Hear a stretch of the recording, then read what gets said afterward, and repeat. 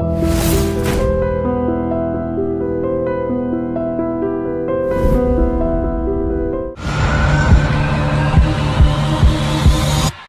చిన్న case old సిటీలో commune అవుతున్నప్పుడు మిగతా పోలీస్ ఆఫీసర్స్ అందరూ కూడా కంట్రోల్ రూమ్లో ఉండి అక్కడి నుంచి మానిటరింగ్ చేస్తే మీరు మాత్రం ఓల్డ్ సిటీ వచ్చి చార్మినార్ పోలీస్ స్టేషన్ పైన విండో పైన కూర్చొని అక్కడ ల్యాండ్ ఆర్డర్ ప్రాబ్లం ఏ విధంగా వస్తుంది అని చూస్తూ అంటే అక్కడ అప్పటికప్పుడు మీరు డెసిషన్ తీసుకోవడం అనేది చేయడం, దాంతో మీ కింద ఉన్న సిబ్బందికి మీరు డైరెక్ట్గా పోలీస్ స్టేషన్లో కూర్చొని మానిటరింగ్ చేయడంతో వాళ్ళు కూడా ఒక గట్టి ధైర్యంతో అప్పుడున్న సిచ్యువేషన్ బట్టి ల్యాండ్ ఆర్డర్ కంట్రోల్ చేయడం చేసుకొచ్చారు.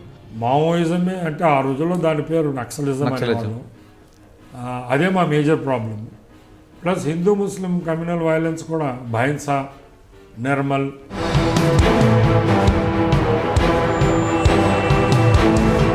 అతను చంపేశారు. చంపిన 12 గంటలకు కానీ మాకు కబురు రాలేదు. ఆల్రెడీ మీరు వరంగల్లో పుట్టారు కాబట్టి మీకు తెలంగాణ సాయుధ పోరాటం సంబంధించిన శ్రీకాకుళం నక్సల్ వరకు బుక్స్ చదివారు. అక్కడ ఆదిలాబాద్లో మీరు ఈ సమస్యని సున్నితంగానే ఎనీ డే ఇలాంటి పాలిటీషియన్స్ కంటే మంచివాడు, పేదవాడి కోసం సానుభూతి ఉన్నవాడు. ఎక్కడైతే సమాజం వాళ్ళని మెచ్చదో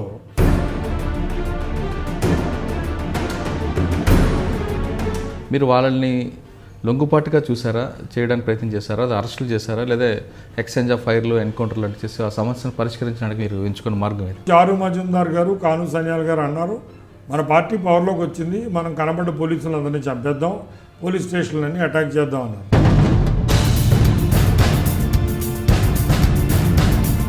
మరి చట్ట ప్రకారం ఒక ఆర్డీఓ నిలబడి ఉండగా పక్కన ఒక గవర్నమెంట్ ఉద్యోగిని చంపేయడం న్యాయం కాదు కదా. సో ఆయన ఫైర్ అన్నారు, మేము ఫైరింగ్ చేసాం.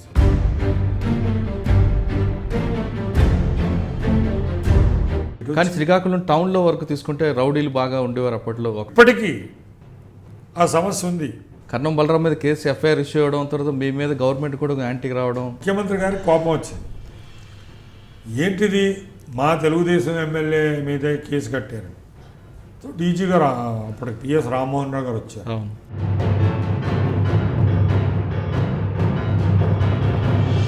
రసీదు ఇస్తాం. పైరు కార్డు లేకుండా వస్తేనే కంప్లైంట్ తీసుకుని అంటే బాధితుడు నేరుగా పోలీసులు రావాలనేది ఒక భరోసా మాత్రం మీ ద్వారా వచ్చింది. నిజామాబాద్ జైల్లో 72 మంది ఖైదీలు వెళ్ళిపోయారు, పారిపోయారు. పారిపోతే అప్పుడు ముఖ్యమంత్రి చంద్రబాబు నాయుడు గారు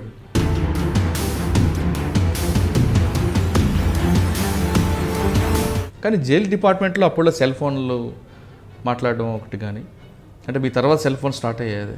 కానీ జైల్స్ డిపార్ట్మెంట్లో ఒక అమ్మాయి తప్పించి మిగతా ఏదైనా లోపలికి వెళ్ళొచ్చు అనేది ఒక పెద్ద బ్లాక్ స్పాట్ ఉండేది. అది వాస్తవం అంటారా లేదా ఒక ప్రచారం అంటారా? జనరల్గా వాళ్ళకి కొన్ని బలహీనతలు ఉంటాయి. సిగరెట్లు, ఈ సిగరెట్లు తెప్పించుకోవడం, దానికి న్యాచురల్లీ వీడు లంచం అడుగుతాడు. అలాగే ఆ రోజుల్లో బీడీలు, టొబాకో అవన్నీ కూడా గత ఆల్మోస్ట్ 170 ఏళ్ళ నుంచి నడుస్తున్నాయి.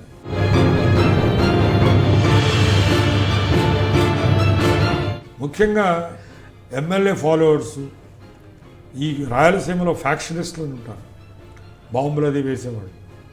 వాళ్ళకి ఎన్నో సుఖాలకు అలవాటు ఉంటుంది. వాళ్ళ తరపున ఫ్యాక్షన్ లీడర్లు కర్నూలు జిల్లాలో కానీ కడప జిల్లాలో కానీ అక్కడంతా డబ్బు చాలా ఇస్తారు, సూపరింటెండెంట్గా ఇచ్చేస్తారు. Welcome to crime diaries. ఈ వారం మన guest most intelligent IPS officer. అతను సిటీ కమిషనర్గా పనిచేసిన లేదా సెంటర్లో సిఆర్పిఎఫ్లో పనిచేసిన ఎక్కడో అక్కడ అతను మార్క్ ఉంటుంది. అంటే ఈ సిటీ కమిషనర్గా పనిచేసినప్పుడు అతని మీద గవర్నమెంట్ ఒక పెద్ద అనాలిసిస్ చేసింది. ఎక్కడైనా మాబ్ ఉంటే ఆ మాబ్లో ఎలాంటి కమ్యూనిటీలు ఉంటుంది, ఏ క్యాస్ట్ బేస్ మాబ్ అక్కడ గ్యాదర్ అవుతారు, ఏ క్యాస్ట్ మాబ్ ఉంటే ఏ విధంగా వైలెన్స్ ఉంటుంది అనే విషయాన్ని పూర్తిగా అవగాహన ఉంటూ అక్కడికి వెళ్ళిన తర్వాత ఆ సీన్ని బట్టి ఆ స్పాట్ డెసిషన్ తీసుకుంటూ అక్కడికి వెళ్ళే ఒక ఐపీఎస్ ఆఫీసర్. అంటే ఆయన సిటీ కమిషనర్, హైదరాబాద్ సిటీ కమిషనర్గా పనిచేసే టైంలో రెగ్యులర్గా లా అండ్ ఆర్డర్ ప్రాబ్లమే కాకుండా బాంబ్స్ పడేవి, కొంచెం సంచేషన్ కేసులు కూడా జరిగాయి. ఏ కేసు జరిగినా తనకంటూ స్టైల్లోనే వెళ్ళేవారు తప్ప ఎక్కడ కూడా పొలిటికల్ ప్రెజర్ మాత్రం తీసుకునేవారు కాదు. అతన్ని నేషనల్ పోలీస్ అకాడమీ కానీ లేదా అప్ప ఆంధ్రప్రదేశ్ పోలీస్ అకాడమీలో కానీ ఇప్పుడున్న ప్రతి పోలీస్ ఆఫీసర్ కూడా అతను రోల్ మోడల్గా తీసుకున్న ఒక ఐపీఎస్ ఆఫీసర్. ఇంకా చాలా స్పష్టంగా చెప్పాలంటే ఆంధ్రప్రదేశ్ పోలీస్ అకాడమీ అనే ఒక విత్తనం అతని హయాంలో నాటింది. అక్కడ ఉన్న ప్రతి చెట్టు, ప్రతి పుట్ట ఏదైనా సరే అతని గురించి తెలియని లేదు, ఇతని గురించి అతనికి తెలియని వాళ్ళకి తెలియని లేవు. అక్కడున్న చెట్టు కానీ పుట్ట కానీ దారి కానీ అన్నీ కూడా అతనికి తెలియలేవు. ఇంతకీ అతని పేరు ఎంవి కృష్ణారావు గారు. ఎంవి కృష్ణారావు గారు రిటైర్డ్ ఐపీఎస్. అతని పేరు చెప్పగానే ఇప్పుడు ఉన్న పోలీస్ ఆఫీసర్లు అందరూ కూడా చాలా రోల్ మోడల్గా చూస్తారు. పొలిటీషియన్స్ అయితే అతని పేరుతో ఉండి అతనితో ఎందుకులే అన్న ఒక ధోరణి పోతారు. అసలు ఎంవి కృష్ణారావు గారు సిటీ పోలీస్ కమిషనర్గా కాకుండా సిఆర్పిఎఫ్తో పాటు ఎస్ఎస్బిలో పనిచేసి రిటైర్ అయ్యారు.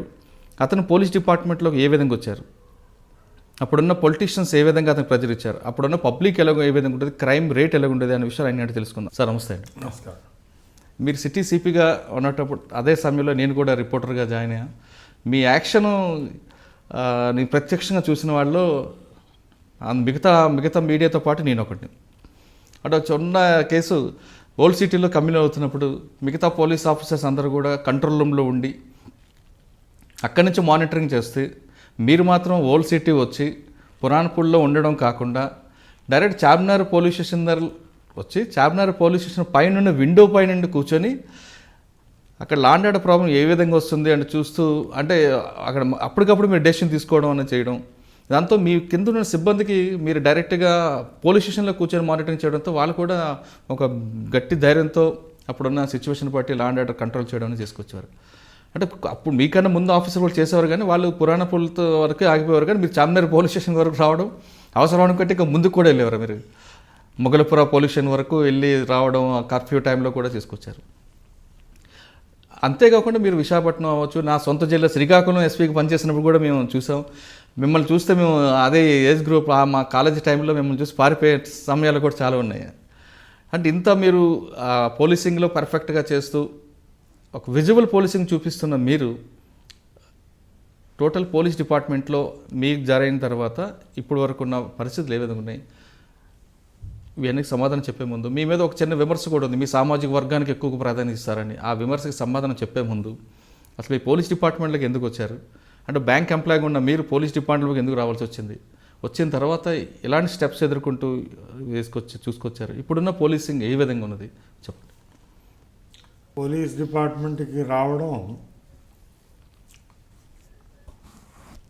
ఏదో సివిల్ సర్వీసెస్ అనే దాని మీద వచ్చాను. పర్టిక్యులర్గా పోలీస్ అవ్వాలని ఏమీ లేదు. నేను ఎంఏ పాస్ అయ్యేసరికి నా వయసు 21 అవ్వలేదు. అందువల్ల సివిల్ సర్వీసెస్ పరీక్షకి కూర్చోడానికి అర్హుడు కాదు.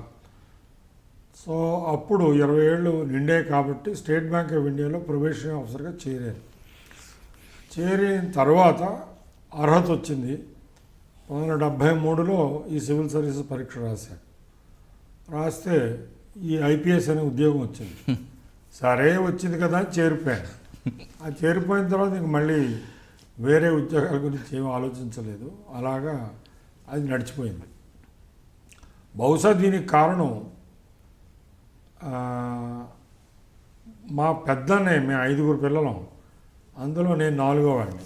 అందరికంటే పెద్దవాళ్ళు భాస్కర్రావు గారు, ఎంఈ భాస్కర్రావు గారు. ఆయన శ్రీకాకుళం ఎస్పీ చేశారు, ఆయన విశాఖపట్నం ఎస్పీ చేశారు, ఆయన హైదరాబాద్ పోలీస్ కమిషనర్ 3 ఏళ్ళు చేశారు, ఆయన ఆంధ్రప్రదేశ్ డీజీపీ కూడా చేశారు 94లో. ఆయన కుటుంబంలో ఆల్రెడీ ఐపీఎస్లో ఉన్నారు కాబట్టి పెద్ద ఐపీఎస్ అంటే అభ్యంతరం లేదు. ఆ రోజుల్లో మెరిట్ మీద ఎవరి రికమెండేషన్ లేకుండా, ఇప్పటికీ కూడా ఎవరి రికమెండేషన్ లేకుండా ఉద్యోగాలు దొరకాలి అంటే మరి సివిల్ సర్వీసెసే గతి. సో అందువల్ల ఆ సివిల్ సర్వీసెస్ పరీక్ష రాయడం, దేవుడి దయ వల్ల ఫస్ట్ అటెంప్ట్లోనే ఉద్యోగం రావడం, ఆ తర్వాత ఇంకా సెటిల్ అయిపోవడం జరిగింది. అంటే ఫస్ట్ ఎన్పిఏలో మీరు ట్రైనింగ్ తీసుకున్న తర్వాత ఫిజికల్ ట్రైనింగ్ ఎక్కడ తీసుకున్నారు, ఏఎస్పీకి ఎక్కడెక్కడ తీసుకున్నారు? మొత్తం ట్రైనింగ్ అంతా నాది నేషనల్ పోలీస్ అకాడమీ. బట్ ఆ నేషనల్ పోలీస్ అకాడమీ ఆ రోజుల్లో మౌంట్ అబూ అని రాజస్థాన్లో సిరోహి జిల్లాలో ఉండేది, కొండ మీద. అక్కడ తర్వాత మాకు ఆంధ్రప్రదేశ్ అలవాటు అయింది, ఎందుకంటే నాకు అలాట్ అయింది, ఎందుకంటే నాకు మార్కులు ఎక్కువ వచ్చాయి. సో టాప్ ర్యాంకర్స్ అందరికీ వాళ్ళ హోమ్ స్టేట్ ఇచ్చేవాళ్ళు. నా యొక్క ట్రైనింగ్, ప్రాక్టికల్ ట్రైనింగ్ కృష్ణా జిల్లాలో అయిందండి. కృష్ణా జిల్లాలో ట్రైనింగ్ అయిన తర్వాత 72 ఫిబ్రవరిలో నన్ను గుంటూరు జిల్లాలో ఏఎస్పీ అసిస్టెంట్ సూపరింటెండెంట్ పోలీస్గా వేశారు. అక్కడ ఒక సంవత్సరంన్నర పనిచేసిన తర్వాత ఖమ్మం జిల్లా అడిషనల్ ఎస్పీగా వేశారు. అంటే గుంటూరులో ఫస్ట్ ఏఎస్పీ పోస్టింగ్ అయినప్పుడు అప్పుడు గుంటూరులో ఎటువంటి పొలిటికల్ ప్రెజర్ ఉంటుంది, క్రైమ్ ఏ విధంగా ఉంటుంది? అంటే అప్పటికే మీరు యూనిఫామ్ వేశారు కాబట్టి ఏ విధంగా కసిగా పనిచేశారు? యాక్చువల్గా గుంటూరు జిల్లాలో నేను వచ్చేసరికి మా ముఖ్యమంత్రి గారు జలగం వెంగళరావు గారు చాలా మంచి ఆయన పెద్ద పొలిటికల్ ప్రెషర్ అది వాడే మనిషి కాదు. మోర్ ఓవర్ అప్పుడే ఎమర్జెన్సీ లిఫ్ట్ కాబడింది.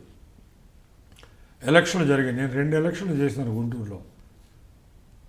పార్లమెంటరీ ఎలక్షన్స్ 77లో, అసెంబ్లీ ఎలక్షన్స్ 78లో. అప్పటికి ఇంకా ఈ రాజకీయంగా ఎమ్మెల్యేలు వాళ్ళు అంత పవర్ఫుల్ కాదు. అందువల్ల అన్నీ చట్ట ప్రకారమే వెళ్ళిపోయేవి. వాళ్ళు చట్టానికి వ్యతిరేకంగా ఏమీ చేయమని అడిగేవాళ్ళు కాదు ఆ రోజుల్లో. మాకు సత్తెనపల్లిలో ఎమ్మెల్యే ఉండేవారు, చాలా మంచి ఆయన, వావిలాల గోపాలకృష్ణ అని. ఆయన పాపం చిన్న సంచి వేసుకుని అలాగే బస్సులో తిరుగుతూ ఉండేవాడు. కోర్స్ ఆయన 78 ఎలక్షన్లో ఓడిపోయాడు. 78 ఎలక్షన్లో అప్పుడు మొట్టమొదటిసారి కాంగ్రెస్ అనే కొత్త పార్టీ వచ్చింది. వచ్చిన తర్వాత మరి చెన్నారెడ్డి గారు ఆంధ్రప్రదేశ్ రాష్ట్రానికి ముఖ్యమంత్రి అయ్యారు. అప్పటి నుంచి కొంచెం స్లోగా మార్పులు వస్తూ ఉన్నాయి.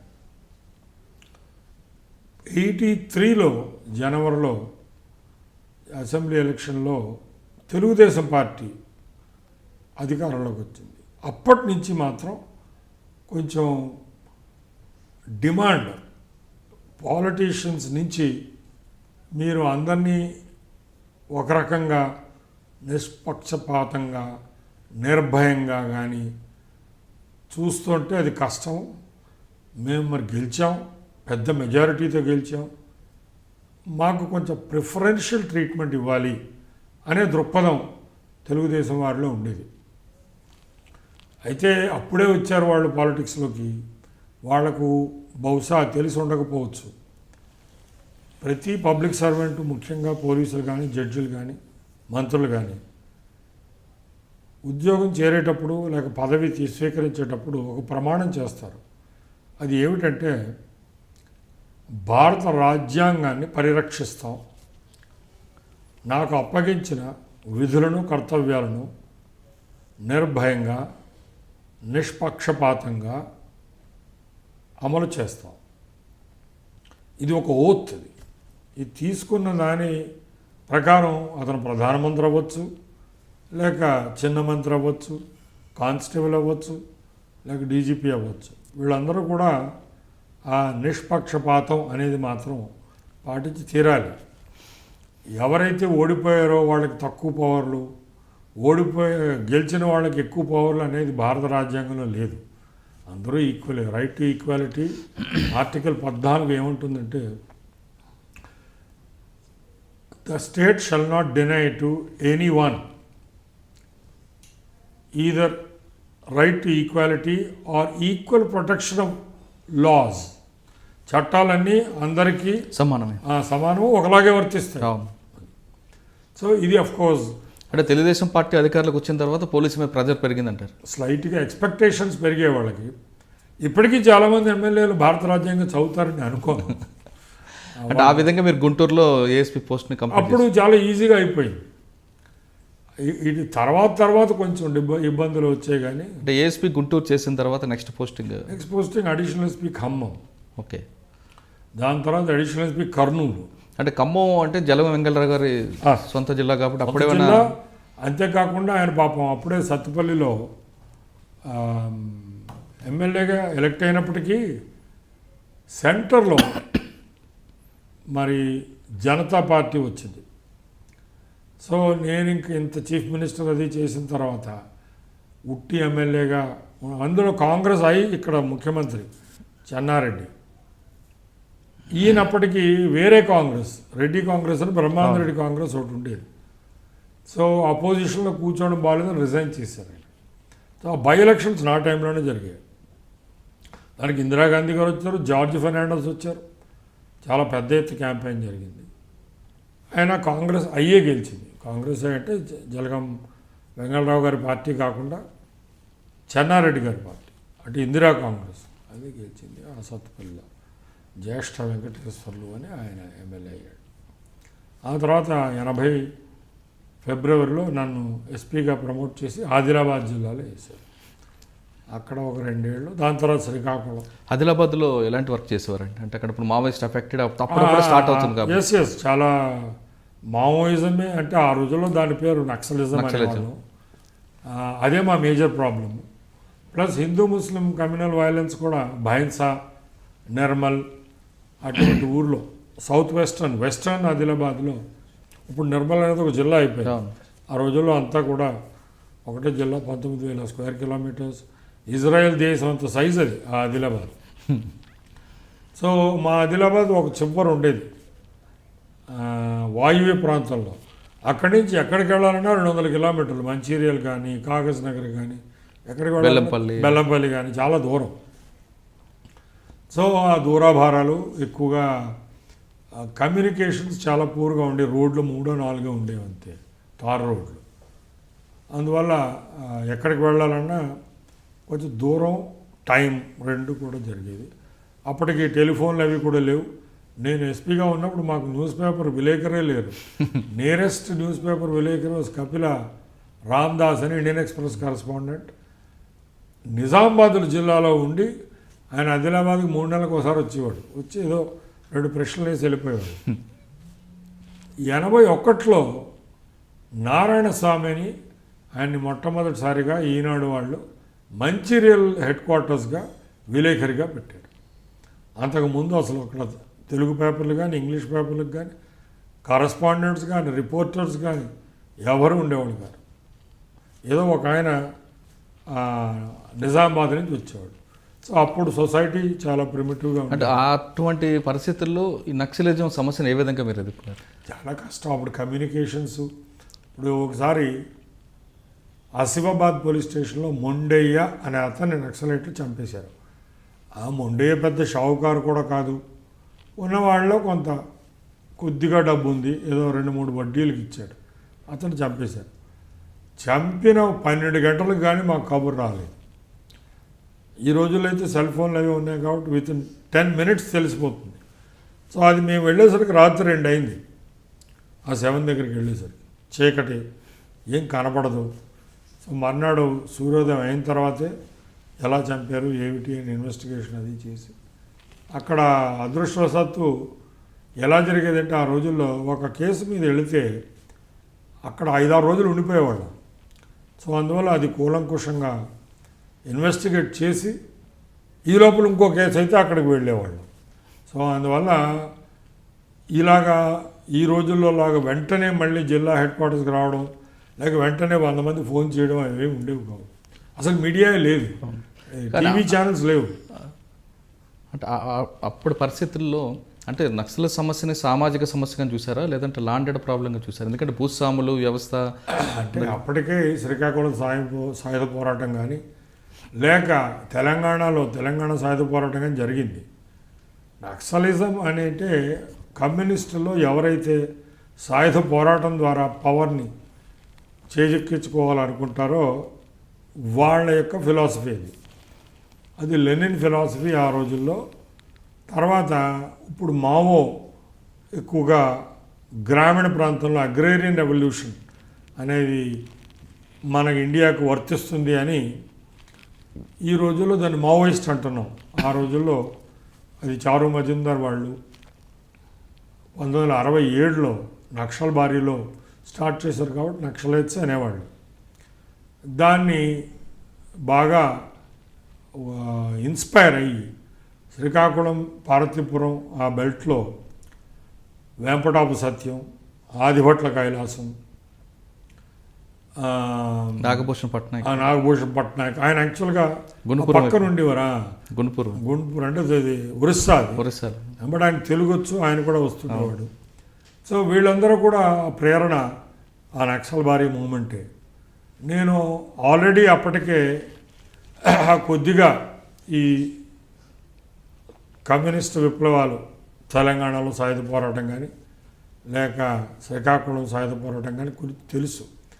సో ఆ రోజుల్లోనే మాకు తెలుసు వీళ్ళు political party CPI-ML, communist party of India. వీళ్ళు పాలిటీషియన్స్. వాళ్ళు ఏమిటి అంటే సాయుధ పోరాటం ద్వారా మొత్తం భారతదేశాన్ని మావో ఎలా అయితే మొత్తం చైనాని కమ్యూనిస్ట్ చేశాడో అలాగ భారతదేశం అంతా కమ్యూనిస్ట్ పార్టీ యొక్క కంట్రోల్లోకి తీసుకురావాలి అని వాళ్ళ ప్రయత్నం. అది పొలిటికల్ పార్టీ అని తెలుసు అప్పటికే అందరికీ. ఏదో కొంతమంది వాళ్ళు ఏదో కేవలం పేదరికాన్ని నిర్మూలించడానికో లేక ట్రైబల్స్కి న్యాయం జరిగేటంత చూడడానికో అని అనుకుంటారు, కానీ అవన్నీ పై మెరుగులు. అంటే మీరు ఆల్రెడీ వరంగల్లో పుట్టారు కాబట్టి మీకు తెలంగాణ సాయుధ పోరాటం సంబంధించిన శ్రీకాకుళం నక్సల్ బారీ బుక్స్ చదివారు. అక్కడ ఆదిలాబాద్లో మీరు ఈ సమస్యని సున్నితంగానే ఈ పీపుల్స్ వార్ గ్రూప్ అనేది స్టార్ట్ చేసిన అతను మా మాస్టర్. ఆయన కొండపల్లి సీతారామయ్య అని ఆయన స్టార్ట్ చేశాడు సెప్టెంబర్ 1980లో. ఆయన 1962 నుంచి 66 వరకు మా స్కూల్లో టీచర్, నాకు టీచర్. ఆయన శ్రీశ్రీ యొక్క మహాప్రస్థానం అది చెప్పేవాడు మాకు.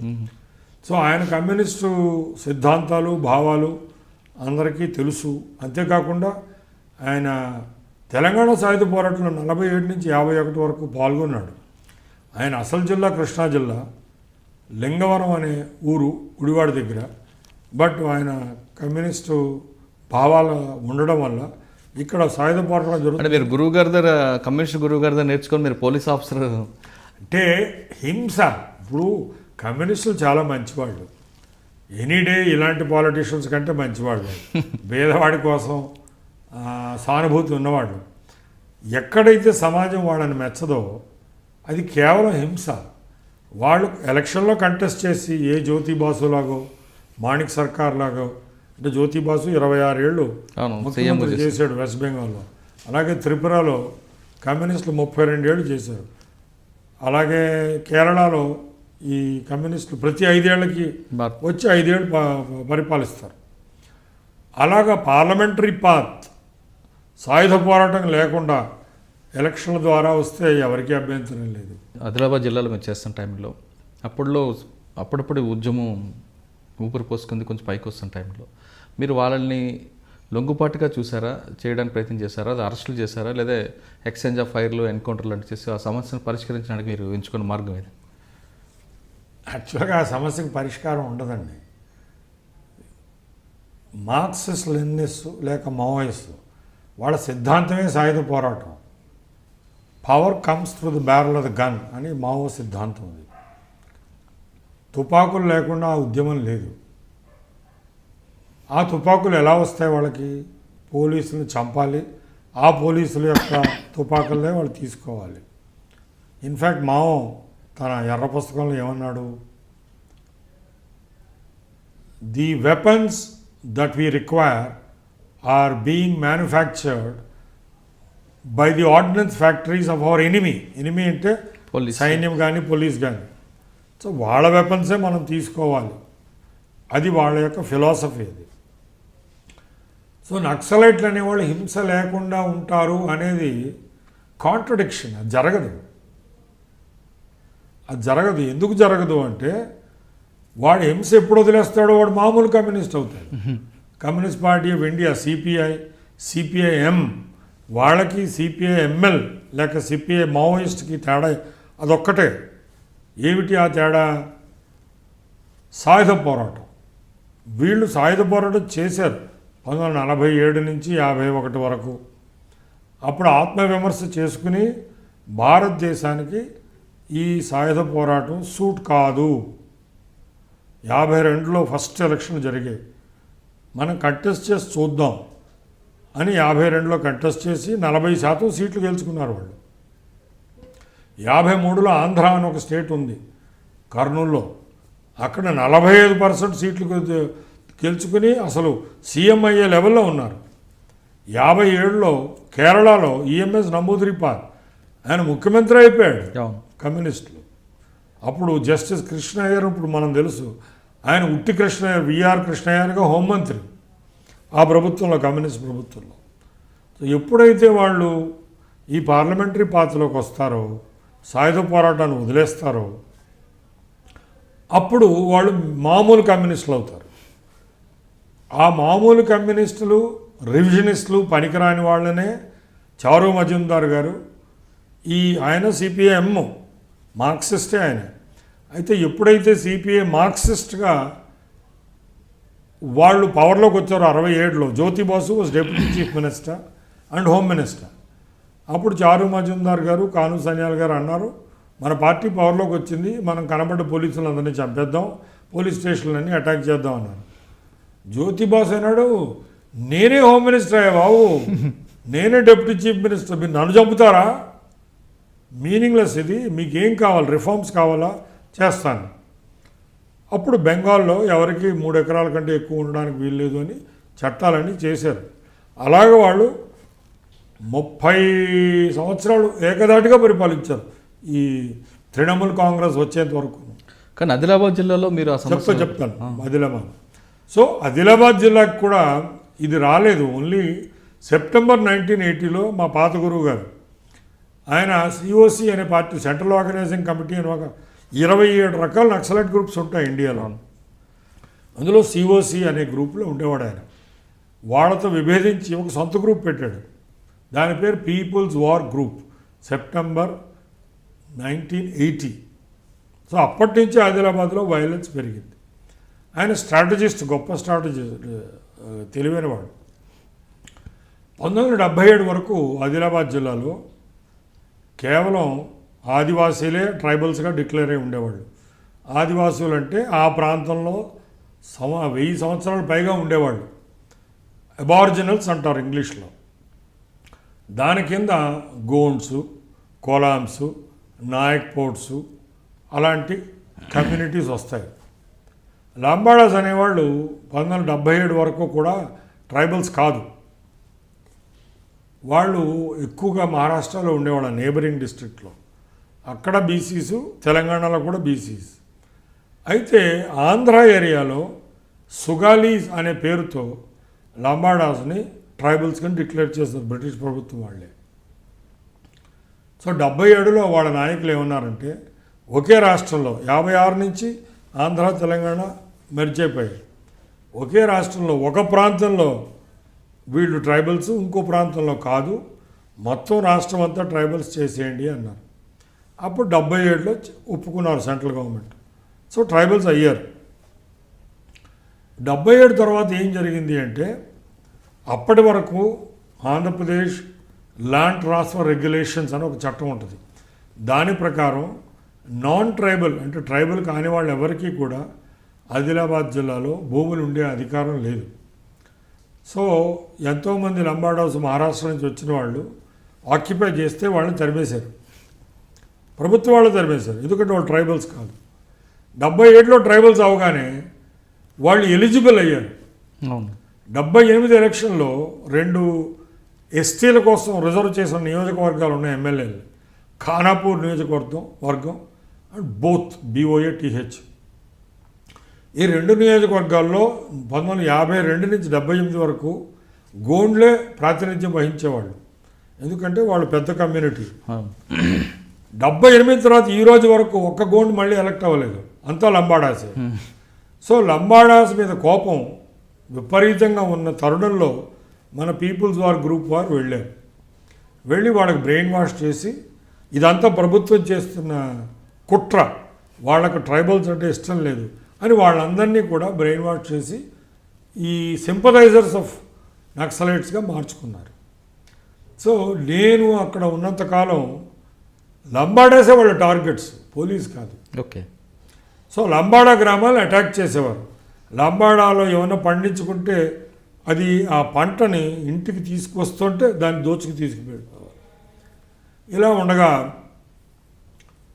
ఒక ఊరు ఉంది ఇందర్వెల్లి అని. ఆ ఊరిలో ఒక్క గోండు కూడా ఉండడు. ఆ ఊరు గొప్పతనం ఏమిటి అంటే అది slightly urban area, major Panchayat ఆ రోజుల్లో. అక్కడ లంబాడాస్ కానీ మార్వాడీలు కానీ ఉంటారు. మార్వాడీలు ఎందుకు ఉంటారంటే ఈ ఆదిలాబాద్ జిల్లా ప్రాంతంలో కాటన్, పత్తి బ్రహ్మాండంగా పండిస్తారు. ఆ పత్తిని కొంటారు వాళ్ళు. రైతుల దగ్గర నుంచి కొని ఎక్కువ రేటుకి అమ్ముతారు మిల్స్కి. ఓకే. జిన్నింగ్ మిల్స్ అని ఉంటాయి బైన్సాలో, అక్కడ మహారాష్ట్రలో కూడా ఉంటాయి. ఆదిలాబాద్ జిల్లాకు 3 సైడ్లు మహారాష్ట్ర. ఒక సైడే కరీంనగర్ దక్షిణంలో ఉంటుంది, మిగిలిందంతా ఎడం వైపు నాందేడ్ జిల్లా, ఉత్తరం వైపు చంద్రపూర్ జిల్లా, తూర్పు వైపు గడ్చిరోలి జిల్లా. సో అది surrounded on all sides by Maharashtra. So ఈ వ్యాపారస్తులు అక్కడ ఉంటారు. అయితే వీళ్ళు పెద్ద ఎత్తున ఆ ఇందర్వెల్లిని ముట్టడి చేస్తాం అని కరపత్రాలు పంచారు. పంచడంతో నేను కలెక్టర్ గారు ఇదేదో చాలా గొడవ అయ్యేటుంటుంది, ఆ గ్రామంలో ఎందుకు వస్తున్నారు, అక్కడ ఒక్క ఒరిజినల్ ట్రైబల్ ఆర్ అబార్జినల్ ఉండడు, వీళ్ళు నియో ట్రైబల్స్, ఎవరు మన లంబాడా కొత్తగా ట్రైబల్స్ అనేవాళ్ళు, వాళ్ళని చంపేయడానిక ఎందుకోసం వస్తున్నారు, లేక ఈ మార్వాడీలు చంపేయడానిక, మనం ఎలాగన్నా దాన్ని అలౌ చేయడానికి వీల్లేదు అని అంటే సరే అని కలెక్టర్ గారు అన్నారు. మీరు ఆర్డీఓ అంబరీష్ అని ఉండేవాడు, ఆయన ఆదిలాబాద్ ఆర్డీఓ, ఆయన ఏరియా కిందే వస్తుంది. అంబరీష్ గారిని నన్ను పంపించారు, మీరు సిబ్బందితో వెళ్ళండి, వాళ్ళు ఏ టైంలో వస్తారో తెలీదు కాబట్టి పొద్దున్న 8 నుంచి ఉండండి అన్నారు. సో 8 నుంచి అక్కడ మేము వేసాం. ఇంద్రవెల్లి ఓ స్కూల్ ఉంటే ఆ స్కూల్లో కూర్చున్నాం. ఎండ ఏప్రిల్ 19th, ఎండ విపరీతమైన ఎండ. ఆ ఎండలో అలాగా వెయిట్ చేస్తున్నాం. సడన్గా వాళ్ళు పశ్చిమంలో దూరంగా కొండ నుంచి దిగుతూ ఓ 10,000 మంది కనబడ్డారు. అంత ట్రైబల్స్. వాళ్ళు తుడుమని ఒక డప్పులు ఆడితే కొడుతూ వస్తారు, మాకు వినపడుతుంది. సో మేమంతా వెళ్ళాం. వెళితే అది ఊరికి ఒక 200 గజాల దూరంలోనే మేము వాళ్ళని ఆపాం. వాళ్ళు వచ్చారు. పాపం వాళ్ళంతా ట్రైబల్స్, వాళ్ళకి హిందీ రాదు. అప్పటికి గవర్నమెంట్ ప్రభుత్వం తరపున ప్రభుత్వ ఉద్యోగుల్లో ఎవరికీ కూడా వాళ్ళ గోండి భాష రాదు. ఉర్దూ, మా టైంలో జిల్లా పరిషత్ మీటింగ్ ఆదిలాబాద్లో ఉర్దూలో జరిగేది, లేక హిందీ, లేక తెలుగు. ఈ తెలుగుదేశం పార్టీ అప్పటికి ఇంకా రాలేదు, అందువల్ల తెలుగు తెలంగాణలో లేదు. మేము ఇంటి నుంచి బయటికి వెళ్ళగానే ఉర్దూ, అంతే. నా బాల్యం అంతా ఈ తెలంగాణలో జరిగింది, వరంగల్, హైదరాబాదు అంతా ఉర్దూవే. సో పాపం ఏదో చెప్పారు అంబరీష్ గారు, ఆయన పక్క జిల్లా, ఆయన నిజామాబాద్, ఆయన నేటివ్ ఆర్మూర్ ఆయన ఊరు. సో మీరు ఇలాగ చేయకూడదు, మీ సమస్య ఏంటి అని. వాళ్ళు వినకుండా ముందు ఒక ఆర్డీఓ గారి పక్కన కానిస్టేబుల్ నిలబడి ఉన్నాడు, అంటే ఆయనకి సపోర్ట్గా ఒక స్పియర్, అంటే ఒక ఈట పెట్టుకుని వాడిని చంపేశారు మీ ముందే. నేను వచ్చి అందరూ చాలామంది 500 మంది ఉన్నాం పోలీసులు, వాళ్ళు 10,000 మంది ఉన్నారు. ఎప్పుడైతే ఆర్డీఓ గారు కొంచెం ముందుకెళ్ళారు, నేను ఆయన పక్కన ఎడం పక్కన ఉన్నాను, కుడి చేతి పక్కన ఎందుకైనా కానిస్టేబుల్ వచ్చి నిలబడ్డాడు. గౌస్, మహమ్మద్ గౌస్ ఆయన పేరు. ఆ మహమ్మద్ గౌస్ని చంపేశారు. చెప్తే ఆర్డీఓ గారు, ఆయన ప్రత్యక్ష సాక్షి, మరి చట్ట ప్రకారం ఒక ఆర్డీఓ నిలబడి ఉండగా పక్కన ఒక గవర్నమెంట్ ఉద్యోగిని చంపేయడం న్యాయం కాదు కదా, మీరు టీయర్ గ్యాస్ అది కొట్టమన్నారు. టీయర్ గ్యాస్ కొట్టాం. అప్పుడు టీయర్ గ్యాస్ ఉండేది, అన్నీ రెడీగా ఉన్నాం. ఓకే. టీయర్ గ్యాస్ అంటే దూరంలో పడతాయి. సో లాఠీ చార్జ్ చేయడానికి ప్రయత్నించాం, మా లాఠీ లాక్కుపోయారు వాళ్ళు. సో ఆయన ఫైర్ అన్నారు, మేము ఫైరింగ్ చేసాం. ఫైరింగ్ చేస్తే కొంతమంది పడిపోయారు. ఈ ఫైరింగ్కి వాళ్ళు పారిపోయారు.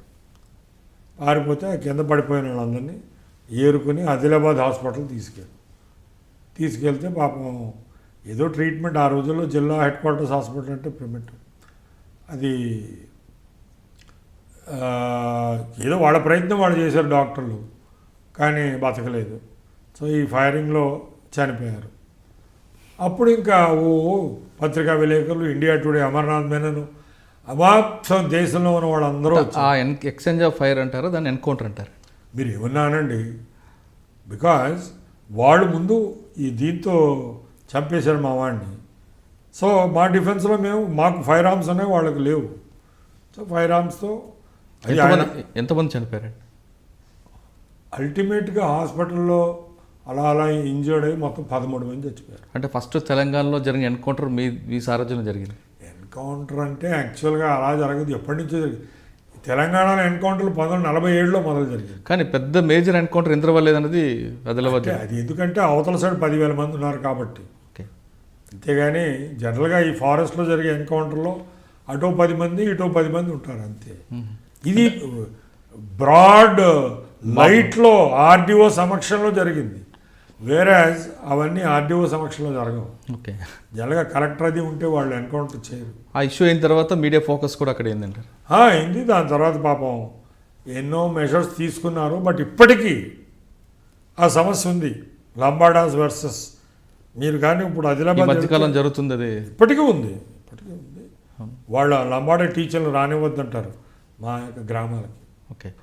అంటే ఆదిలాబాద్లో ఇంద్రవల్లి ఇష్యూ అయిన తర్వాత మీరు అక్కడ కొనసాగారా, లేదంటే వేరే? కొనసాగారు టిల్ 82 జనవరిలో నాకు శ్రీకాకుళం ట్రాన్స్ఫర్. అప్పటి నుంచి శ్రీకాకుళం. ఆదిలాబాద్ నుండి శ్రీకాకుళం రెండు ఉత్తరమే. ఒకటి మహారాష్ట్ర బార్డర్, ఇంకోటి ఒరిస్సా బార్డర్. ఇంకా శ్రీకాకుళంలో అప్పుడు వచ్చేసరికి అప్పటికే నక్సల్ బరి అనేది బాగా తగ్గిపోయింది. అప్పటికి పార్వతీపురం అవన్నీ వేరే జిల్లాకి వెళ్ళిపోయాయి. మొండెంకల్ అని అక్కడ మొదలైంది. పార్వతీపురం, నీలకంఠాపురం ఇవన్నీ కూడా విజయనగరం జిల్లా అని 78లో వచ్చింది. ఆ జిల్లాలో ఉన్నాయి. నేను వెళ్ళేసింది 82. అప్పటికే 4 ఏళ్ల నుంచి ఆ జిల్లా ఉంది, విజయనగరం జిల్లా. మా జిల్లాలో దోనుబాయి అని ఒక ఫారెస్ట్ పోలీస్ స్టేషన్ ఒకటి ఉంది, సీతంపేట అని. ఎక్కువగా ఈ పలాస ప్రాంతంలో ఇచ్చాపురం వరకు అది ఉద్దానం ఏరియా అంటారు. ఉద్దానం కాబట్టి అక్కడంతా కూడా నక్సలైట్లు ఉండేవాళ్ళు. బట్ అప్పటికే తగ్గిపోయింది. ఎందుకంటే చౌదరి తేజస్వరరావు అనే అతను ఒరిజినల్గా వాళ్ళతో పాటు ఉండేవాడు. ఎవరితో? యాదిభట్ల కైలాసం, వెంపటాప సత్యం, మామిడి అప్పల సూరి వాళ్ళందరితో కలిసి ఉండేవాడు. అతను సిపిఎంలోకి వచ్చేసాడు. అప్పటికి ఇతని మీద కేసు నడుస్తోంది, నాగభూషణం పట్నాయక్. సబ్సిక్వెంట్గా ఆయనకు శిక్ష పడింది, యావజ్జీవ కారాగార శిక్ష. విశాఖపట్నం జైల్లో చాలా కాలం ఉన్నాడు. దాని తర్వాత ప్రభుత్వం వదిలేశారు. అతను ఓల్డ్ అయిపోయాడు. అంటే శ్రీకాకుళం జిల్లాలో ఆ ఒక్క సమస్య కాకుండా వేరే సమస్యలు మీరు ఐడెంటిఫై చేసుకున్నారు? పెద్ద లేదండి. అసలు యాక్చువల్గా ప్రజలు చాలా మంచివాళ్ళు, కానీ ఫ్యూడలిజం ఉండేది. అంటే ఇప్పుడు నాయకులు అప్పటికి ఇంకా తెలుగుదేశం ఇంకా రాలేదు. రాజగోపాలరావు అని ఒక ఎంపీ ఉండేవారు. ఆయన 8 సార్లు ఎలక్ట్ అయ్యాడు. అవును. సో బొడ్డేపల్లి రాజగోపాలరావు అదొక పద్ధతి. గౌతు లచ్చన్న ఆయన ఆపోజిట్. ఆయన గౌతు లచ్చన్న కొంచెం రైతుల పక్షం, ప్లస్ ఆయన స్వతంత్ర పార్టీ. ఆయన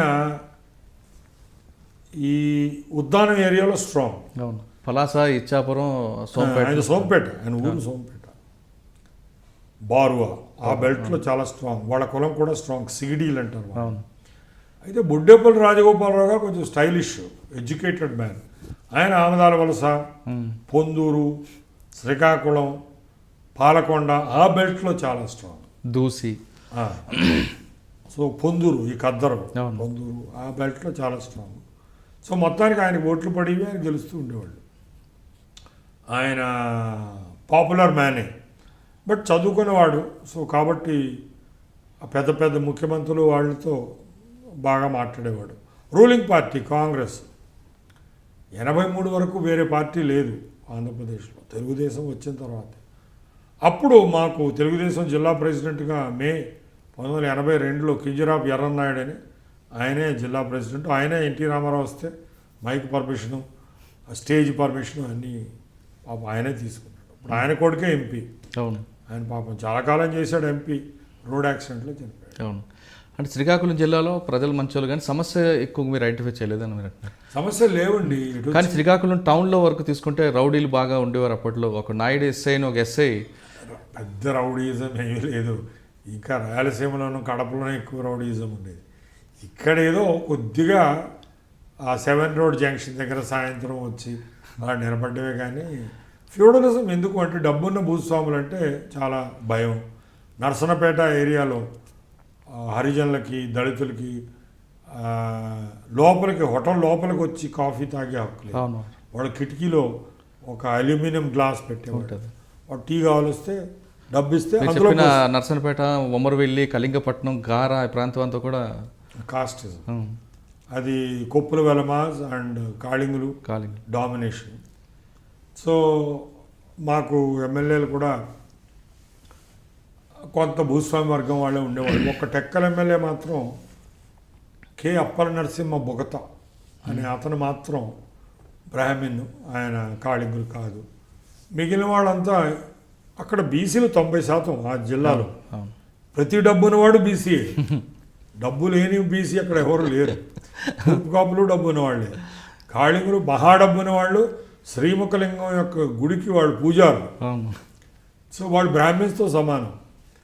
ప్లస్ ఈ కింజరాపు ఎర్రనాయుడు కానీ ఇలాంటి వాళ్ళు వీళ్ళంతా కూడా భూస్వాములు, బీసీలు, కొప్పుల వెలువలు. సిగిడీలు అనేవాళ్ళు వాళ్ళు బీసీలే. ఈ ఉద్దానం ఏరియాలో సిగిడీలు వెరీ ఇష్టం.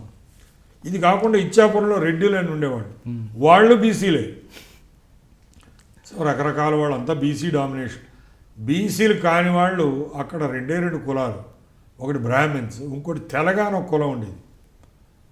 త్రిపురాణ వెంకటరత్నం నాకు ఆవిడ ఉండేది. చీపురుపల్లి. చీపురపల్లి తర్వాత ఎమ్మెల్యే. అవును. మా టైంలో వాళ్ళకు ఒక కాలేజ్ ఉండేది, గుజరాత్ పేట. ఆ కాలేజీలో నేను చదువుకున్నాను. ఆ కాలేజీ ఆవిడ రన్ చేసేది. శ్రీకాకుళం ఎడ్యుకేషన్ ట్రస్ట్ అనే కాలేజ్ ఉంటుంది సార్. శ్రీకాకుళం జిల్లాలో నాకు బాగా గుర్తు, మీరు శ్రీకాకుళం జిల్లాలో బయటకు వస్తే మమ్మల్ని అందరూ, అంటే మిమ్మల్ని చూసి అందరూ భయపడడం, పారిపోవడం జరిగేది. నడిచి వచ్చేదండి. నేను అసలు ఎక్కువ పెద్ద కారులో తిరిగి కాదు, నడిచేది అలా సరదాగా. అది చాలా బాగుంటుంది ఆ ప్రాంతం. మా ఇల్లు కూడా రివర్ నాగావళి నది ఒడ్డు మీద ఉంటుంది. అవును. అక్కడి నుంచి ఒక 100 గజాలు వెళ్తే 7 రోడ్ జంక్షన్. అటు నుంచి అలా సరదాగా ఎటు బస్ స్టాండ్, ఆ బస్ స్టాండ్ దగ్గరే తర్వాత పోలీస్ ఆఫీస్, అంటే జిల్లా పోలీస్ ఆఫీస్ కట్టాం. అవును. నా టైంలో అది డిఎంఎండ్హెచ్ఓ ఆఫీస్ అని బాపూజీ కళా మందిర్ దగ్గర ఉండేది మా ఆఫీస్. మీ ఆఫీస్ తర్వాత అక్కడికి షిఫ్ట్ అయ్యాం. అంబేద్కర్ భవన్ దగ్గరికి వెళ్ళిందండి. Okay sir. శ్రీకాకుళం తర్వాత నెక్స్ట్ పోస్టింగ్? నెక్స్ట్ పోస్టింగ్ 4 ఏళ్ళు ఇంటెలిజెన్స్ హైదరాబాద్. ఓకే. 83 నుంచి, అదే ఎలక్షన్కి 1 నెల ముందు, సార్ డిసెంబర్ 82 నుంచి 86 జూన్ వరకు నేను ఇంటెలిజెన్స్ డిపార్ట్మెంట్లో. అంటే ఇంటెలిజెన్స్ అంటే మీరు పొలిటికల్ ఇంటెలిజెన్స్ ఇస్తారు, ఇంటర్నల్ సెక్యూరిటీ అన్ని రకరకాలు. కానీ జనరల్గా అప్పుడు టాక్ పొలిటికల్ సంబంధించిన వాళ్ళని ఇంటెలిజెన్స్ వాడుకునేవారు, పొలిటీషియన్స్. ఇప్పుడు భారత ప్రధానమంత్రులు ఇందిరాగాంధీని అకంపెనీ చేశాను నేను. చరణ్ సింగ్ అని ఒక ఆయన ఉండేవాడు, ఆయన్ని అకంపెనీ చేశాను. 37 సార్లు ప్రధానమంత్రితో నేను సెక్యూరిటీ ఆఫీసర్గా వెళ్ళాను. మొత్తం 17 కార్లు ఉంటే వాటికి ఇన్ఛార్జి ఆ ప్రధానమంత్రి ఆడో మగో ఎవరో, దాని తర్వాత కారులో ఉంటాం. సో మొత్తం వైర్లెస్ సెట్లు కంట్రోల్ చేయడం అది ఇది అంతా. 4 years మీరు ఇంటెలిజెన్స్ సెక్యూరిటీ అది చేశాను. లేబర్ స్ట్రైక్లు, తర్వాత నక్సలిజము, మొత్తం ఈస్ట్ గోదావరి జిల్లాలో రంపచోడవరం, గెంపచోడవరం ఇవన్నీ నడిచెళ్ళాం. చింతపల్లి, తర్వాత మళ్ళీ డిఐజీగా వెళ్ళాను. బట్ ఇవన్నీ కూడా జర్రిల, అవన్నీ కూడా విశాఖపట్నం మన్య ప్రాంతం ఏజెన్సీ ఏరియా. అక్కడంతా నడిచి ఎన్నోసార్లు ఇంటెలిజెన్స్లో ఉండగా. ఇంటెలిజెన్స్ తర్వాత మీరు ప్రకాశం జిల్లా ఎస్పీ కూడా. అప్పుడు జూన్లో ఏమైందంటే కారంచేడులో ఒక దారుణమైన మర్డర్ జరిగింది. కాదు, 4 దళిత్ మాదిగా వాళ్ళని కమ్మవారు చంపేశారు. ఆ టైంలో బాగా వైలెన్స్ అయింది. వాళ్ళ ఇళ్ళు అన్నీ తగలబెట్టేశారు. అప్పుడు కొంచెం పోలీసు టఫ్గా ఉండాలి, సాఫ్ట్గా ఉండకూడదని కలెక్టర్ని, ఎస్పీని మార్చేసి జయప్రకాష్ నారాయణ అని ఒక ఆయన్ని కలెక్టర్ వేసి నన్ను ఎస్పీగా చేశారు. సో మేము వాళ్ళతో, దళితులతో అందరితో బాగా మాట్లాడి, మీరు భయపడక్కర్లేదు, మీరు ఇక్కడికి రండి అని. సో చాలాసార్లు నేను చీరాల, కారంచేడు, ఇంకొల్లు, స్వర్ణ, వేటపాలెం, ఎద్దనపూడి తుంగ సముద్రం, ఎద్దనపూడి బికాజ్ ఆఫ్ అక్కడ తెలుగుదేశంలో 2 గ్రూపులు ఉండి, అవును ఒక గ్రూప్ ఏమో గొట్టిపాటి హనుమంతరావు అని, ఆయన జిల్లా పరిషత్ చైర్మన్, ఆయనకి ముఖ్యమంత్రి అల్లుడు దగ్గుబాటి ఇద్దరికి వెంకటేశ్వరరావు పడేది ఒక కాదు. గ్రూపు. అవును ఇంకో గ్రూపు చంద్రబాబు నాయుడు గారు ఫ్రెండ్, అప్పుడు చంద్రబాబు నాయుడు గారు only general secretary of the party, ఈ వాజ్ నాట్ ఎమ్మెల్యే, కరణం బలరామన్ ఉండేవాడు, ఆయన మార్టూర్ ఎమ్మెల్యే. వీళ్ళకి పడేది కాదు. సో గొట్టిపాటి హనుమంతరావు మనుషుల్ని కరణం బలరాం గారు మర్డర్ చేశారు. మర్డర్ ఆ ఎలక్షన్ రోజు, కోఆపరేటివ్ ఎలక్షన్స్ జూలై 1987 ఎలక్షన్ రోజు మర్డర్ చేస్తే ఈ మార్టూరు పోలీస్ వాళ్ళు ఈ గొట్టిపాటి హనుమంతరావు గారు కంప్లైంట్ తీసుకోలేదు. సో ఆయన నా ఇంటికి వచ్చాడు రాత్రి, గొట్టిపాటి హనుమంతరావు. ఏంటండి, నేను జిల్లా పరిషత్ చైర్మన్ తెలుగుదేశం, మేము కంప్లైంట్ ఇస్తుంటే మీరు పుచ్చుకోవట్లేదు. సరే అని, ఏమిటి మీ కంప్లైంట్ అంటే, మా మనిషిని కరణం బలరాం గారు చంపేశారు ఎలక్షన్లో కోపాలతో బూత్ దగ్గరే. సో నేను మరి మీరు రాసిస్తారా అని రాసిచ్చాడు కంప్లైంట్, మేము కేసు కట్టాం. కానీ మీరు కర్ణం బలరాం మీద కేసు ఎఫ్ఐఆర్ ఇష్యూ అవ్వడం, తర్వాత మీ మీద గవర్నమెంట్ కూడా యాంటీకి రావడం, బాగా రావడం DG ట్రాన్స్ఫర్ చేస్తారు. సో ముఖ్యమంత్రి గారికి కోపం వచ్చింది. ఏంటిది, మా తెలుగుదేశం ఎమ్మెల్యే మీద కేసు కట్టారండి. సో డీజీ గారు అప్పటికి పిఎస్ రామ్మోహన్ రావు గారు వచ్చారు. అవును నేను సార్ కంప్లైంట్ అంటూ వచ్చిన తర్వాత అతను నేరస్తుడు అని మనం ఇన్వెస్టిగేట్ చేయాలి. కంప్లైంట్ వచ్చింది, నాకు తెలియదు నిజంగా హత్య చేశాడో లేదో. మేము అతను ఎమ్మెల్యే కాబట్టి ఇన్వెస్టిగేట్ చేయడం అంటే నేనే పోలీస్ ఆఫీసర్ అండి. చట్టం ఏం చెప్తోంది, మేము నిర్భయంగా చేయాలి. ముఖ్యమంత్రి మీద కేసు వచ్చినా మేము చేయక తప్పదు, నిష్పక్షపాతంగా చేయాలి. నేను అదేదో కరణం బలరాము మనిషిగా యాక్ట్ చేస్తే నేను పోలీస్ ఆఫీసర్గా పనికిరాను. మీకు ఒకవేళ ఏమైనా అభ్యంతరం ఉంటే నేను ట్రాన్స్ఫర్ చేసి, సరే అలాగే పాప ఆయన ట్రాన్స్ఫర్ చేశారు. అంటే ఆయన కూడా సహాయం, ఎస్పీలు ట్రాన్స్ఫర్ చేసేది సీఎం అండి, డీజీ కాదు. సో ఆ సీఎం గారికి ఎందుకో వీడు మనకు ఉపయోగం లేదు అని తీసాడు. తీస్తే అప్పుడు హైదరాబాద్లో సిఐడికి వచ్చాను. ఇంతలో నేను మళ్ళీ డిఐజీగా ప్రమోట్ అయిపోయాను. సో ఆర్సీఐడిలోని డిఐజీగా ఉండగా కొంతకాలానికి 88 అక్టోబర్లో విశాఖపట్నం రేంజ్కి డిఐజీగా వేశాను. అంటే ఇదే ముఖ్యమంత్రి వేశారు. అదే ముఖ్యమంత్రి, ఆయనకి ఏం కోపం లేదు నేనంటే. అప్పుడు ఆయన మీద ప్రెషర్ వచ్చింది. ఈ కరణం బలరాం గారు కానీ వాళ్ళ అల్లుడు చంద్రబాబు నాయుడు గారు అని ఇంకా కొంతమంది ప్రెషర్ పెట్టారు. ఇట్లాగా మన ఎమ్మెల్యేల మీద మర్డర్ కేసులు టాలరేట్ చేస్తే పోలీసులు మన మీద కూడా పెట్టేస్తారు. సో అందువల్ల ఆయన ఈల్డ్ అయ్యాడు. తర్వాత పాపం విశాఖపట్నం రేంజ్ చేసి ఆయన 89లో దిగిపోయాడు. దాని తర్వాత చెన్నారెడ్డి గారు వచ్చారు, ఆయన ట్రాన్స్ఫర్ చేయలేదు. దాని తర్వాత నెదురుబడి జనార్దన్ రెడ్డి గారు వచ్చారు, ఆయనేమో నీకు 3 ఏళ్ళు అయిపోయింది, ఇక్కడే పోలీస్ కమిషనర్ చెయ్యి అని విశాఖపట్నం సిటీలోనే పోలీస్ కమిషన్ ఇంకో 2 ఏళ్ళు. తర్వాత ఐజీ అయినప్పుడు విజయభాస్కర్ రెడ్డి గారు 5 ఏళ్ళు అయిపోయింది ఆయనకి, ఇక్కడ ఎక్కడికి వెళ్తామంటే డైరెక్టర్ ఆఫ్ పోలీస్ అకాడమీకి వెళ్తానంటే సరే. కానీ చంద్రబాబు నాయుడు గారు ప్రజలతోనో లేదా కర్ణం బలరాం గారి ప్రజలతోనో మిమ్మల్ని ప్రకాశం జిల్లా ఎస్పీ నుంచి సిఐడికి ట్రాన్స్ఫర్ చేశారు. కానీ చంద్రబాబు నాయుడు గారి ప్రెజరు అనేది చాలా స్పష్టంగా మీడియాలో వచ్చింది, అందరూ ఓపెన్ సీక్రెట్ అది. అంటే వాళ్ళిద్దరూ క్లోజ్. చంద్రబాబు నాయుడు గారు మీలాగే మీ బ్రదర్ కూడా చంద్రబాబు నాయుడు గారికి కోపానికి బలయ్యారనేది కూడా అదే అదేం లేదండి. ఆయన పాపం ఇప్పుడు ఎలా ఉంటుందంటే, సరిగ్గా కాంగ్రెస్ పార్టీ ఆయన డీజీగా ఎన్నుకుంది. ఎందుకు ఎన్నుకుందంటే 94 ఫిబ్రవరిలో ఆయనే సీనియర్ మోస్ట్, ఆయనకంటే సీనియర్ లేరు. సో అది కంటిన్యూ అవుతుండగా డిసెంబర్ 94లో ఎలక్షన్లు అయ్యాయి. ఎలక్షన్లు అయిన తర్వాత కాంగ్రెస్ 5 ఏళ్ళు అయిపోయింది, ఓడిపోయారు. తెలుగుదేశం వచ్చారు. తెలుగుదేశం వచ్చినప్పుడు వాళ్ళు డీజీపీ మార్చారు. ఇది కానీ అప్పుడు చంద్రబాబు నాయుడు గారు కూడా చాలా స్పష్టంగా మీ భాస్కర్ గారికి ఒక వార్నింగ్ ఇచ్చినట్లేదు, మా ప్రభుత్వం వస్తున్న త్వరలో మీ వచ్చినా రాకపోయినా, సపోజింగ్ అది వార్నింగ్ ఇవ్వకపోయినా కూడా అదే డీజీని వాళ్ళు కంటిన్యూ చేస్తారా? ఏ రాష్ట్రంలో అన్న కొత్త పొలిటికల్ పార్టీ పవర్లోకి వచ్చిన తర్వాత పాత డీజీని కంటిన్యూ చేసిన దాఖలాలు లేవు కదా. కానీ ఆయన్ని కంటిన్యూ చేసినట్లరు లేదు చేయలేదు, మార్చారు. ఆయన మార్చారు. తర్వాత ఆయన వాలంటీర్ రిటైర్మెంట్ 54వ ఏటనే రిటైర్ అయిపోయి వెళ్ళిపోయారు. ఆయన పనిచేయలేదు మళ్ళీ. ఓకే, కానీ తర్వాత విశాఖపట్నం కమిషనర్ మీరు వైజాగ్ రేంజ్ డీజీ ఉన్నప్పుడు 3 ఏళ్ళు ఉన్నాను. 3 ఏళ్ళు ఉన్నారు. ఆ 3 ఏళ్ళలో ఆ జిల్లా చుట్టూ అంటే మీరు ఏఓబి అప్పుడప్పుడు స్టార్ట్ అవుతుంది. అవునవును, ఇది ఆంధ్ర ఒరిస్సా border. విజయనగరం, శ్రీకాకుళం ఈ ప్రాంతంలో నక్సల్స్ మూవ్మెంట్ని ఎలా కంట్రోల్ చేసుకొచ్చారో చాలా కష్టం. అప్పుడు స్పెషల్ టీమ్స్ అని పెట్టినప్పుడు వాళ్ళు కొంచెం భయపడుతూ ఉండేవాళ్ళు. సో మాకు అప్పుడు చంద్రశేఖర్ రెడ్డి గారని విశాఖపట్నం రూరల్ ఎస్పీ గారు, ఆయన నేను కలిసి చింతపల్లి, నర్సీపట్నం చక్కటి ప్లేస్.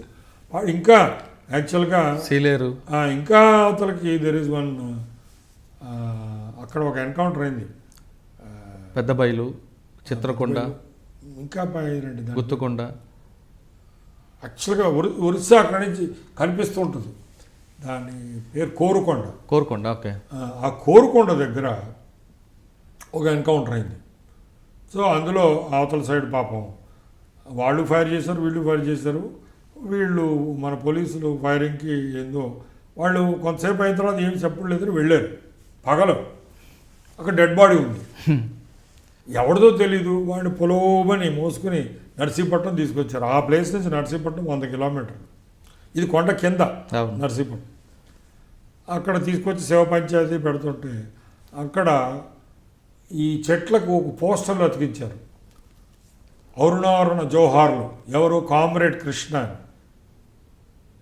ఈ చనిపోయిన వాడి మీద అప్పటికే ₹1,00,000 అవార్డు ఉంది. వాడు పెద్ద నక్సలైట్ లీడర్ అని మాకు తెలియదు. సో వాడు కామ్రేడ్ కృష్ణకి జోహార్లు, అరుణారుణ జోహార్లు అంటే అప్పుడు తెలిసింది మాకు, ఓహో మన ఫైరింగ్లో చనిపోయిన వాడు వీడు. అట్లాగా అది చాలా ఎన్కౌంటర్లు అవుతుంటాయి. అప్పుడు ఒక ఎమ్మెల్యే మత్స్యరాస బాలరాజు అని, అవును, ఆయన పాపం చింతపల్లి ఎమ్మెల్యే, ఆయన కిడ్నాప్ చేశారు. సో రకరకాలు అదంతా టెన్షనే. అలాగే మాకు విజయనగరం ఎస్పీ కూడా చాలా స్ట్రాంగ్ మనిషి ఉండేవాడు. ఆయన పేరు రత్నారెడ్డి. ఆయన కూడా K Ratna Reddy sir. Captain Ratna Reddy captain, ఆయన ఆర్మీ నుంచి వచ్చాడు. సో ఆయన కూడా స్వయంగా ఆయన నేను కలిసి కొటియా గ్రూప్ ఆఫ్ విలేజెస్ అవి నడిచెళ్ళాం. అది ఒరిస్సాకు మనకు బార్డర్, మక్కువ పోలీస్ స్టేషన్. అలాగే బాబ్జీ అని ఒక ఆయన ఉండేవాడు, ఎస్పీ శ్రీకాకుళం. చనిపోయారు, పాపం చనిపోయారు, రిటైర్ అయిన వెంటనే చనిపోయారు. ఆ టైంలో మాకు పలాస దగ్గర మందసాకో ఎవరికో ఒక ఎంఆర్ఓ తహసీల్దార్ని కిడ్నాప్ చేశారు. మందసా దగ్గర ఆ తహసీల్దార్ని విడిపించడం, ఇలాగ చాలా చాలా. అప్పుడు రేమండ్ పీటర్ మా జాయింట్ కలెక్టర్, సో ఆయన్ని పంపించి ఎస్పీ సింగ్ అని చీఫ్ సెక్రటరీ చేశారు తెలంగాణలో, ఆయన కలెక్టర్ ఆ రోజుల్లో. సో చాలా చూసాం. ఈ ఆయనతో పాటు హెచ్ఎస్ బ్రహ్మాను కూడా కలెక్టర్ చేశారు. దానికి అప్పటికి బ్రహ్మ వెళ్ళిపోయాడు. బ్రహ్మ వెళ్ళిపోయిన తర్వాత ఈ కిడ్నాపింగ్ జరిగింది. బ్రహ్మ 5 ఏళ్ళు చేశాడు కలెక్టర్. అవును. ఇది ఎప్పుడండి? ఇది 89, 90 ఇప్పుడు. Okay sir. విశాఖపట్నం రేంజ్ అయిన తర్వాత విశాఖపట్నం కమిషనర్ చేశారు. అది 2 నెలలు. ఆ కమిషనర్ అన్నది ఒక డిఫరెంట్ క్రైమ్ కనబడి సిటీలో మీకు అక్కడ నక్సలైజ్ ఉండకపోయినా, అంటే అది అర్బన్. బట్ అప్పుడు కూడా మాకు నక్సలైట్ హత్య జరిగింది. పెందుర్తి పోలీస్ స్టేషన్లో ఒక సర్పంచ్ ఒక కొడుకుని చెప్పేశారు, చిన వెంకటేశ్వర్లు, వాడి పేరు ఏదో మర్చిపోయాను. అతను సర్పంచ్ కొడుకు, but sarpanch was an old man. So ఈ కొడుకు ఏదో పవర్ చలాయిస్తున్నాడు అని ఆ గ్రామస్తులందరికీ చెప్పడం కోసం కొంతమంది నక్సలైట్లు వచ్చి ఆయన నడుస్తుంటే పొద్దున్న 7 గంటలకు ఎప్పుడో చంపేశారు. అది చాలా, అంటే ఇది పెందుర్తి అంటే ఎన్ఏడి కొత్త రోడ్ నుంచి మహా అయితే 15 కిలోమీటర్లు. సో అది చాలా భయంకరమైన టెర్రర్. అందరూ భయపడిపోయారు, ఇదైతే ఎలాగా మైదాన ప్రాంతాల్లో రావడం. సో అప్పుడు ఈ నక్సలైట్ ప్రాబ్లమ్స్ అనేవి అలాగా మా సర్వీస్ అంతా అలాగే. విశాఖపట్నం అర్బన్ ఏరియాలో డిఫరెంట్ క్రైమ్ కనపడటం, హెచ్బిఐలు కానీ, డే హెచ్బీలు, నైట్ హెచ్బీలు ఉంటాయి. అంటే ఎక్కడ డబ్బులు ఉంటాయో అక్కడ దొంగలు ఉంటారు. కానీ అంతేకాకుండా మీరు Ramakrishna beach, Jagadamba junction, old పాత పోస్ట్ ఆఫీస్, ఈ ప్రాంతంలో పూర్ణ మార్కెట్, ఇక్కడ రౌడీల మీద కూడా మీరు బాగానే అప్పుడు అంటే చాలా తేలికండి. అర్బన్ ఏరియా ఇప్పుడు విశాఖపట్నం అంతా ఎంత ఉంటుందండి, ఈ చివరి నుంచి ఆ చివరి నడిచేయచ్చు మీరు. సో జనాభా కూడా తక్కువ, 15 లక్షలు ఆ రోజుల్లో జనాభా. సో అప్పుడు కంట్రోల్ ఈజీ. సో అందువల్ల కంట్రోల్ చేసేసాము. ప్లస్ ఎవరు ఏమనేవాళ్ళు కాదు, పాలిటీషియన్స్ కూడా. 89 వరకు తెలుగుదేశం, దాని తర్వాత కాంగ్రెస్ 94 వరకు కాంగ్రెస్. సో కాంగ్రెస్ వాళ్ళు ఏదో అప్పుడప్పుడు సూర్రెడ్డి అని మనే చనిపోయాడు, వైజాగ్ 2 ఎమ్మెల్యే. ఆయన అప్పుడప్పుడు ఏదో కొద్దిగా నసిగేవాడు. అప్పుడు హోమ్ మినిస్టరు మైసూరారెడ్డి. సో ఆయన మైసూరారెడ్డికి కంప్లైంట్ చేసేవాడు. మైసూరారెడ్డి గారు ఏదో ఫోన్ చేసేవాళ్ళు, చూడవయ్యా అది ఏదో అంటే, సార్ ఇలాంటి మనం ఒకసారి ఈల్డ్ అయితే లొంగిపోతే కంట్రోల్ చేయలేము, మీరు నాకు చెప్పారు కదా నేను చూసుకుంటాను ఆ సూర్రెడ్డి సంగతి, మీరేం వరి అవ్వద్దు, మీరు మొత్తం రాష్ట్రానికి హోమ్ మినిస్టర్, ఈ చిన్న నియోజకవర్గం వైజాగ్ 2 గురించి ఎందుకు వరి అవుతారు మీరు అంటే లౌక్యంగా అలాగే మేనేజ్ చేస్తారు. కానీ ఈయనకి మన మినిస్టర్గా మన ఎమ్మెల్యేకి ఏం చెప్పేవారు మీరు? ఎమ్మెల్యేకి, అయ్యా సూర్రెడ్డి గారు మీకు ఎన్నో పనులు ఉన్నాయి, ఎందుకు ఈ రౌడీలు సపోర్ట్, మీకు ఎంత డెవలప్మెంట్ చేసుకోండి, మీకు ఫండ్స్ ఉంటాయి వాడుతుంది, మీకు చెడ్డ పేరు వస్తుంది అని చెప్పి చెడ్డ పేరు వస్తుంది. అందులో ఆయన ఈస్ట్ గోడా నుంచి వచ్చినవాడు, అనపర్తి రెడ్డి ఆయన. Is not a Vizag. Most of the people in Vizag వాళ్ళు అక్కడ వాళ్ళు కాదు, ఫిషర్మెన్నే అక్కడ వాళ్ళు. ఎమ్మెల్యేలు ఎంపీలు అందరూ బయట నుంచి వచ్చిన వాళ్ళు. ఇప్పుడు ఆ టైంలో ఎంపీ సుబ్బరామరెడ్డి నెల్లూరు జిల్లా ఆయన. సో వాళ్ళు ప్రాక్టికల్గానే ఉంటారు. అంటే అప్పట్లో కొంతమంది ఆంధ్ర యూనివర్సిటీ ప్రొఫెసర్స్ కావచ్చు, కానీ లేదా కొంతమంది సీనియర్ పొలిటీషియన్స్, వీళ్ళందరూ ఒక టాక్ ఉండేది, ఎంవి కృష్ణారావు గారి దగ్గరికి కౌన్సిలింగ్ వెళ్తే పెద్ద లెక్చర్ ఇస్తారు, అంటే ఏదో పెద్ద పాఠం చేసేది లెసన్. కౌన్సిలింగ్ పేరు మీద అతను కంట కన్నీరు తెప్పిస్తారు, ఎవరికి కర్ర విరగనివాడు పాము చావనివాడు టైప్లో మెయింటైన్ చేసుకోవచ్చు. అంటే మీరు జనరల్గా అప్పుడు చాలామంది సీనియర్ ఆఫీసర్స్ కావచ్చు లేదా పొలిటీషియన్స్ మా ఏజ్ గ్రూప్ అప్పుడు కాలేజ్ చదువుతున్నప్పుడు ఏవిఎన్ కాలేజ్ కానీ ఇక్కడ ఫ్రెండ్స్ అందరూ కూడా సిపి గారిది రికమెండేషన్ వెళ్ళాలంటే వెళ్ళకపోవడం బెటర్ అన్నది ఒక డెసిషన్ తీసుకొచ్చారు. అంతకుముందు జరిగిన ఇష్యూలు అప్పుడు మాత్రం డైరెక్ట్ సిపికి ఫోన్ కొట్టడం లేదా సిపి ఆఫీస్కి వెళ్ళడం. అంటే మీరు అంటే ఆ బ్యాలెన్స్ని ఎలా మేనేజ్ చేసుకొచ్చేవారు? అంటే ఫస్ట్ ఆఫ్ ఆల్ నేను ఆఫీస్లో కూర్చునేవాడిని, ఎవరు అపాయింట్మెంట్ తీసుకోక్కర్లేదు. వాడు రిక్షా వాడేమనియండి, రాజకీయవేత్తనండి, he can directly come to my office. అదే బాటా దగ్గర ఉంటుంది, జగదాంబకి 1 కిలోమీటర్ దూరంలో. అదేం హోటల్ అది, దసపల్ల హోటల్కి పక్కన ఉంటుంది ఎస్పీ గారి ఆఫీస్, సిపి గారి ఆఫీస్. అక్కడ కూర్చుంటే సాయంత్రం 8-9 వరకు కూర్చునేవాడు. ఎవరు వచ్చినా వాళ్ళ ప్రాబ్లం సాల్వ్ చేసేవాడు. అంతకుముందు లేక ఈ రోజుల్లో కూడా మీరు సిపిని అప్రోచ్ అవ్వాలంటే ఒక ఎమ్మెల్యేనో రాజకీయవేత్త కార్పొరేటర్ ద్వారా అవ్వాలి.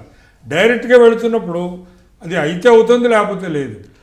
మీరు పనిచేసిన కమిషనర్ టైంలో ఒక మంచి పని అయితే అప్పుడు ఉంది, అది జనం తర్వాత కూడా చెప్పుకున్నారు. పోలీస్ స్టేషన్కి కంప్లైంట్ ఎవరైనా వస్తే పైరువి కార్డు లేకుండా వస్తేనే కంప్లైంట్ తీసుకోండి, రసీదు ఇస్తాం, పైరువి కార్డు లేకుండా వస్తేనే కంప్లైంట్ తీసుకోండి. అంటే బాధితుడు నేరుగా పోలీస్ స్టేషన్ రావాలనేది ఒక భరోసా మాత్రం మీ ద్వారా వచ్చింది. అంతేకాదు, వాడు ఒకవేళ అక్కడ న్యాయం జరగకపోతే నా దగ్గర రావచ్చు. అవును, ఇప్పుడు ఆ 2 టౌన్ పోలీస్ స్టేషను కనకారామన్ ఉండేవాడు ఇన్స్పెక్టర్, వాడు ఒకవేళ చేయలేదనుకోండి వెంటనే నా దగ్గరికి వచ్చేస్తారు. సో వైర్లెస్లో ఏమయ్యా కనకారావు ఈ కేసు తెలుసా అంటే, తెలుసు సార్, మరి ఏమిటి, ఏదో కేసు కట్టేవా లేదా, కట్టలేదు సార్, మరి కట్టు, వెంటనే కాపీ ఎఫ్ఐఆర్ ఇతనికి ఇచ్చేయి అంటే ఇచ్చేస్తారు. ఓకే, వైజాగ్ సిపి తర్వాత మీరు ఆ తర్వాత ఐజీగా ప్రమోట్ అయ్యి ఈ ఛాలెంజింగ్ అసైన్మెంట్ 170 ఎకరాలు ఇక్కడ ఇచ్చి నువ్వు కట్టమన్నారు పోలీస్ అకాడమీ. సో అప్పుడు ప్రతి సంవత్సరం డబ్బులు అవి తెచ్చి సెంట్రల్ గవర్నమెంట్ దగ్గరికి వెళ్ళి 10th ఫైనాన్స్ కమిషను అలాగా వాళ్ళ దగ్గర డబ్బులు కట్టి 5 ఏళ్ళు పట్టింది నాకు. అప్పుడు 70% అయిపోయింది అప్పటికి. కానీ అప్ప అన్నది నేషనల్ పోలీస్ అకాడమీకి ఈక్వల్గా తయారు చేస్తూ దానిలో మంచి టెక్నాలజీలు కానీ అదే నా ఒక్కడి వల్ల కాదు, అంటే కానీ ఎక్కువ శాతం మీ పనే కనబడుతుంది. నేను ఎక్కువ కాలం ఉన్నాను, 5 ఏళ్ళు. నా తర్వాత మోహంతి గారు అంతే పని చేశారు. దాని తర్వాత రతన్ అని ఒక ఆయన ఉంటాడు, ఆయన ఇన్ఫర్మేషన్ కమిషన్, ఆయన అలాగే చేశారు. చాలామంది కష్టపడ్డారు. గోపీనాథ్ రెడ్డి అని ఒక ఆయన ఉంటాడు, ఆయన చాలా కష్టం. కానీ అక్కడ ప్రతి చెట్టు పుట్ట మీకు గుర్తుపడతాయి కదా. ఎక్కువ కాలం ఉండడం వల్ల వాళ్ళు 2 ఏళ్ళు 3 ఏళ్ళు ఉన్నారు, నేను 5 ఏళ్ళు ఉన్నాను. అది కూడా to the date 3rd June 1993 to 3rd June 1998. ఇక మరి 5 ఏళ్ళు ఎవరు ఉండరు సాధారణ, ఒకటే పోస్ట్లో 5 ఏళ్ళు ఉండరు.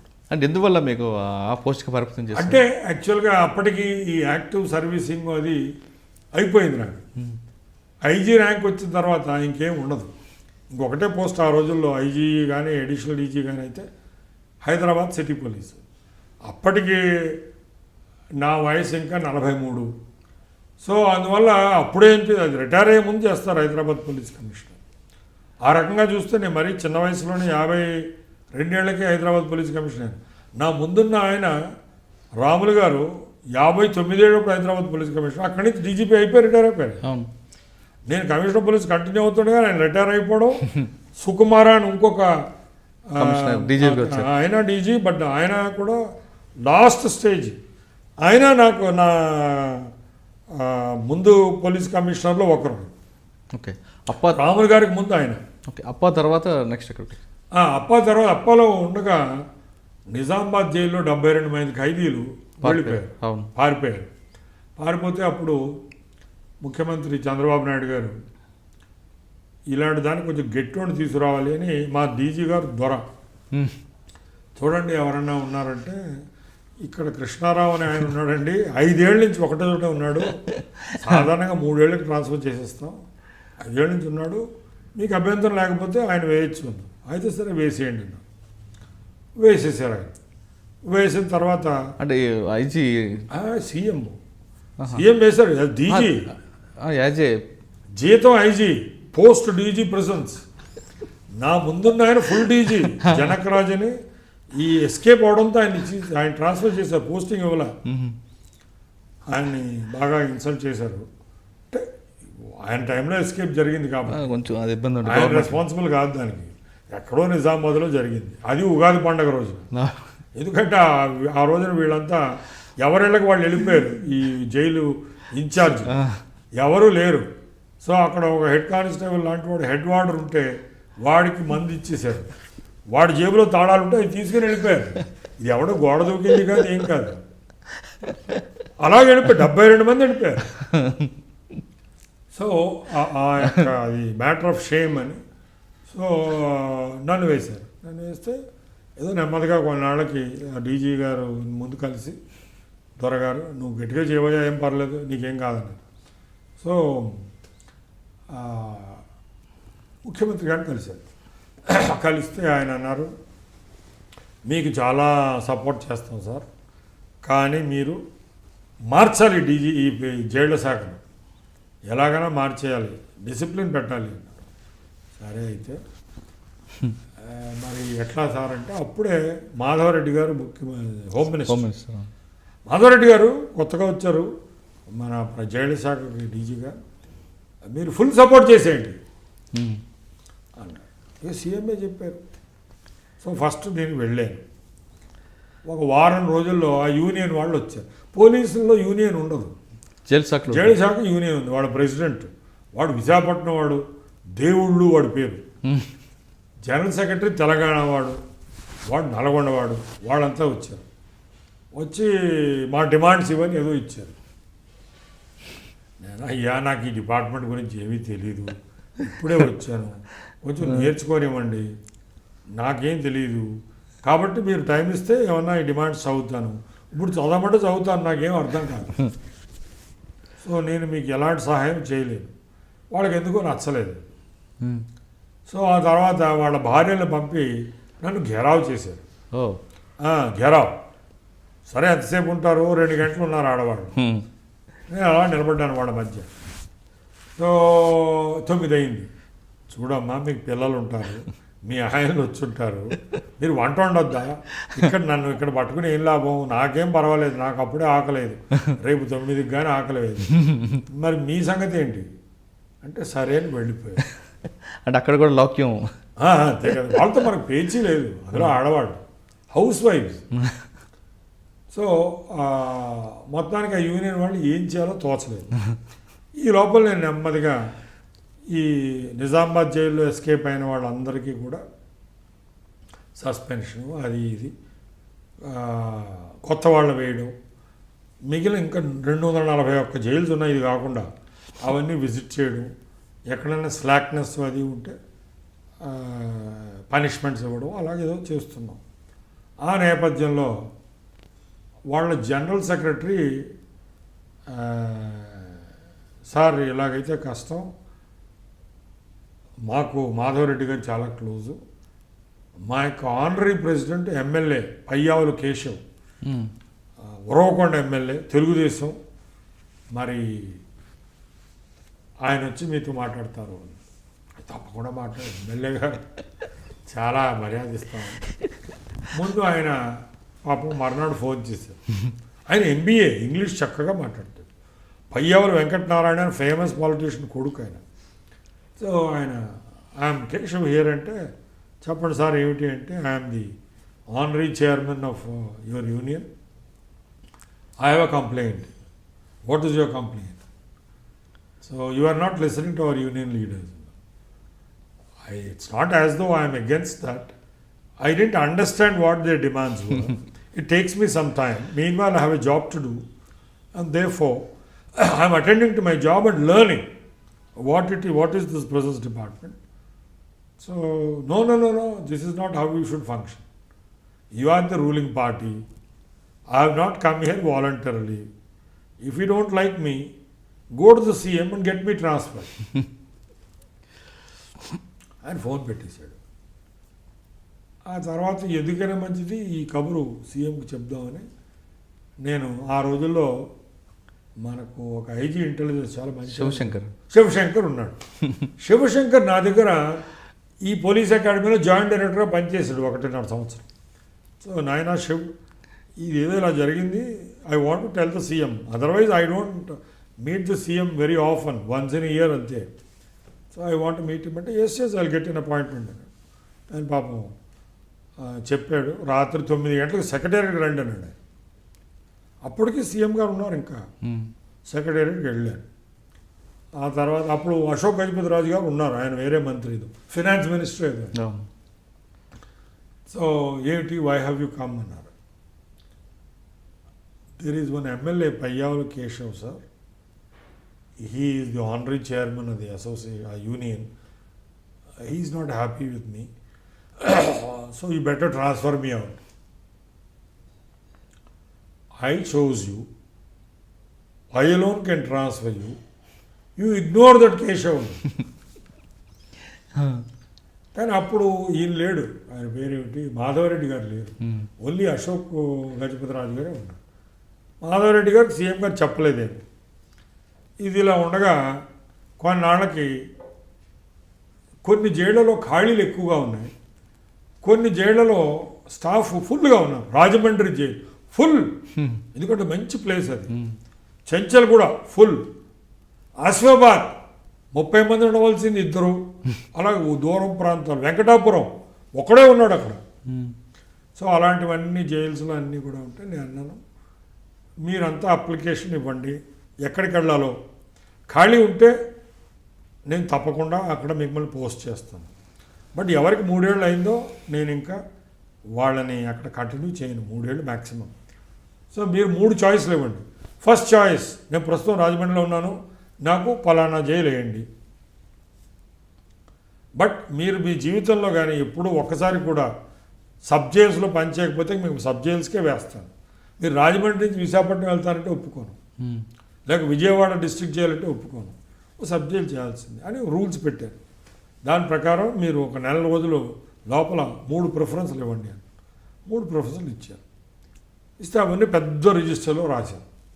పేరు, ప్రస్తుతం పనిచేయుచున్నది, ఏ రోజు నుంచి, first preference, second preference, third preference అని అలా రాసేసారు. ఒక పెద్ద డీజీ ప్రెసిడెన్స్ ఆఫీస్లో ఒక చింత చెట్టు ఉంటుంది. ఆ చింత చెట్టు కింద ఒక టేబుల్, ఒక చైర్ వేసి కూర్చున్నాను. కూర్చుని వాళ్ళందరినీ కూడా మీరు స్వయంగా రండి, ఎవరెవరు ట్రాన్స్ఫర్లు కావాలనుకుంటున్నారో వాళ్ళందరూ హైదరాబాద్ గవర్నమెంట్ ఖర్చు మీద వచ్చేయండి, మార్నింగ్ 9కి రండి అన్నారు. సో వచ్చారు. వస్తే మీరంతా సీనియారిటీ ప్రకారం నిలబడినారు. అంటే ఎవరైతే ఇంకా రిటైర్ అవ్వడానికి దగ్గరలో ఉన్నారో వాడు ముందు నిలబడతాడు, వాడు వెనకాల సీనియర్. అంతా వాళ్ళ రిటైర్మెంట్ ఏజ్ 58. సో 57 ఏళ్ళు కొద్ది నెలలు అలాగలాగా. సో వాడు ఫస్ట్, ఏం పేరు బాబు, ఎక్కడున్నావు నువ్వు? సార్ నాకు ఎవరు గాడ్ ఫాదర్ లేరు, నేను ఎక్కడో రాజోల్లో ఉన్నాను సబ్ జైల్లో. అచ్చా, ఎంతకాలం నుంచి? 5 ఏళ్ళ నుంచి సార్. ఎక్కడ కావాలి? రాజమండ్రి సార్. ఎందుకు? ఇల్లు కట్టుకుంటాను సార్, కూతురు పెళ్ళి. పోస్ట్ స్పాట్లోనే ఇచ్చేసి ఆర్డర్ తయారు చేయండి అంటే పక్కన టైపిస్ట్ ఉంటాడు, ట్రాన్స్ఫర్ ఆర్డర్స్ ఇక్కడే. అప్పటికే కంప్యూటర్లు వచ్చాయి. ఒక ఆవిడ పేరు ఏదో మర్చిపోయాను నేను, ఆవిడ మా పిఏ సో ఆవిడ పట్ కొట్టేసింది. దాని ప్రింట్ తీసి ఆయన చేతికి ఇచ్చా, అయిపోయి వెళ్ళిపోయి నువ్వు రాజమండ్రి వెళ్ళిపో, ఫుల్ హ్యాపీ. అయిపోయి హ్యాపీ. సో అలాగ వరుసగా ముసలోళ్ళందరికీ అడిగిన చోట్లకి వెళ్ళిపోయి. ఆ తర్వాత కొంచెం మిడిల్ ఏజ్డ్ వాళ్ళు వచ్చారు, 40 ఏళ్ళ వాళ్ళు. ఇంకొక సంవత్సరం అది లేదయ్యా, నీకు 3 ఏళ్ళు అయిపోయింది, నువ్వు కోరుకో ఎక్కడో. నీ హిస్టరీ చూస్తే నువ్వు అన్ని సెంట్రల్ జైల్లోనే చేసావు, మరి నువ్వు ఏ సబ్జెక్ట్కి వెళ్తావో చూడు అంటే, సార్ అయితే దగ్గరలో సావనకోట లేకపోతే ఇంకేదో అలాంటి చోటకి అడిగాడు. సరేలే ఖాళీ ఉంటే వేసేస్తాను, I have no problem. But ఆ ప్రాసెస్లో ఆ ప్రెసిడెంట్ దేవుళ్ళు అనేవాడిని భీమునిపట్నంకి, ఈ వెంకటేశ్వరరావు ఏదో వాడి పేరు మర్చిపోయాను, జనరల్ సెక్రటరీ, వాడిని నల్గొండ నుంచి ఖమ్మం జిల్లాలో భద్రాచలం అవుతూ వెంకటాపురానికి వేశాను. వెంకటరెడ్డి అని పేరు ఏదో మర్చిపోయాను, వేశాను. అయిపోయింది. వాళ్ళు పాప అందరి ముందు ఏం చేయలేరు కదా ఆర్డర్స్. కొంతమంది వద్దు సార్ అన్నారు, అయితే నీకు పోస్ట్లో వస్తాయి అని పంపించేశారు. ఒక వారం రోజులు అయింది. వారం రోజుల తర్వాత ఎవరెవరు పోస్ట్ చేసామో అందరూ చేరిపోయారు, ఎవడూ లీవ్ మీద వెళ్ళలేదు. ఒక 10 రోజుల తర్వాత ఈయన మాధవరెడ్డి గారు ఫోన్ చేశారు, మీరు ఏదో ట్రాన్స్ఫర్ చేశారు మంచిదే, general secretary of the entire స్టేట్ని ఎక్కడో వెంకటాపురంలో వేశారు, అది మరి మీరు ఏదో ఒక జైలుకి మార్చండి అన్నారు. సార్ మీరు హోంమంత్రి, అది మార్చడం అనేది ఒక నిమిషం పని. ఒకరికి నేను మారిస్తే మిగిలిన 270 మందికి మార్చాలి. ఎందుకంటే హోంమంత్రి ద్వారా వచ్చిన వాళ్ళు మాత్రమే ఈయన వింటాడు, డైరెక్ట్గా చెప్తే వినడం అనేది న్యాయం కాదు. కాబట్టి అందులో మోరోవర్ ఇతను జాయిన్ అయిపోయాడు అక్కడ. ఇప్పుడు మళ్ళీ మార్చడం అనేది బాగోదు, ఒక 6 నెలల తర్వాత మారుద్దాలండి, అతను ఒక్కడే మారుద్దాం అంటే ఆయన సరేలే అని ఊరుకున్నాడు. ఆ తర్వాత 3 ఏళ్ళు పనిచేశాను నేను. 3 ఏళ్ళలోనూ వాడు అక్కడే ఉన్నాడు.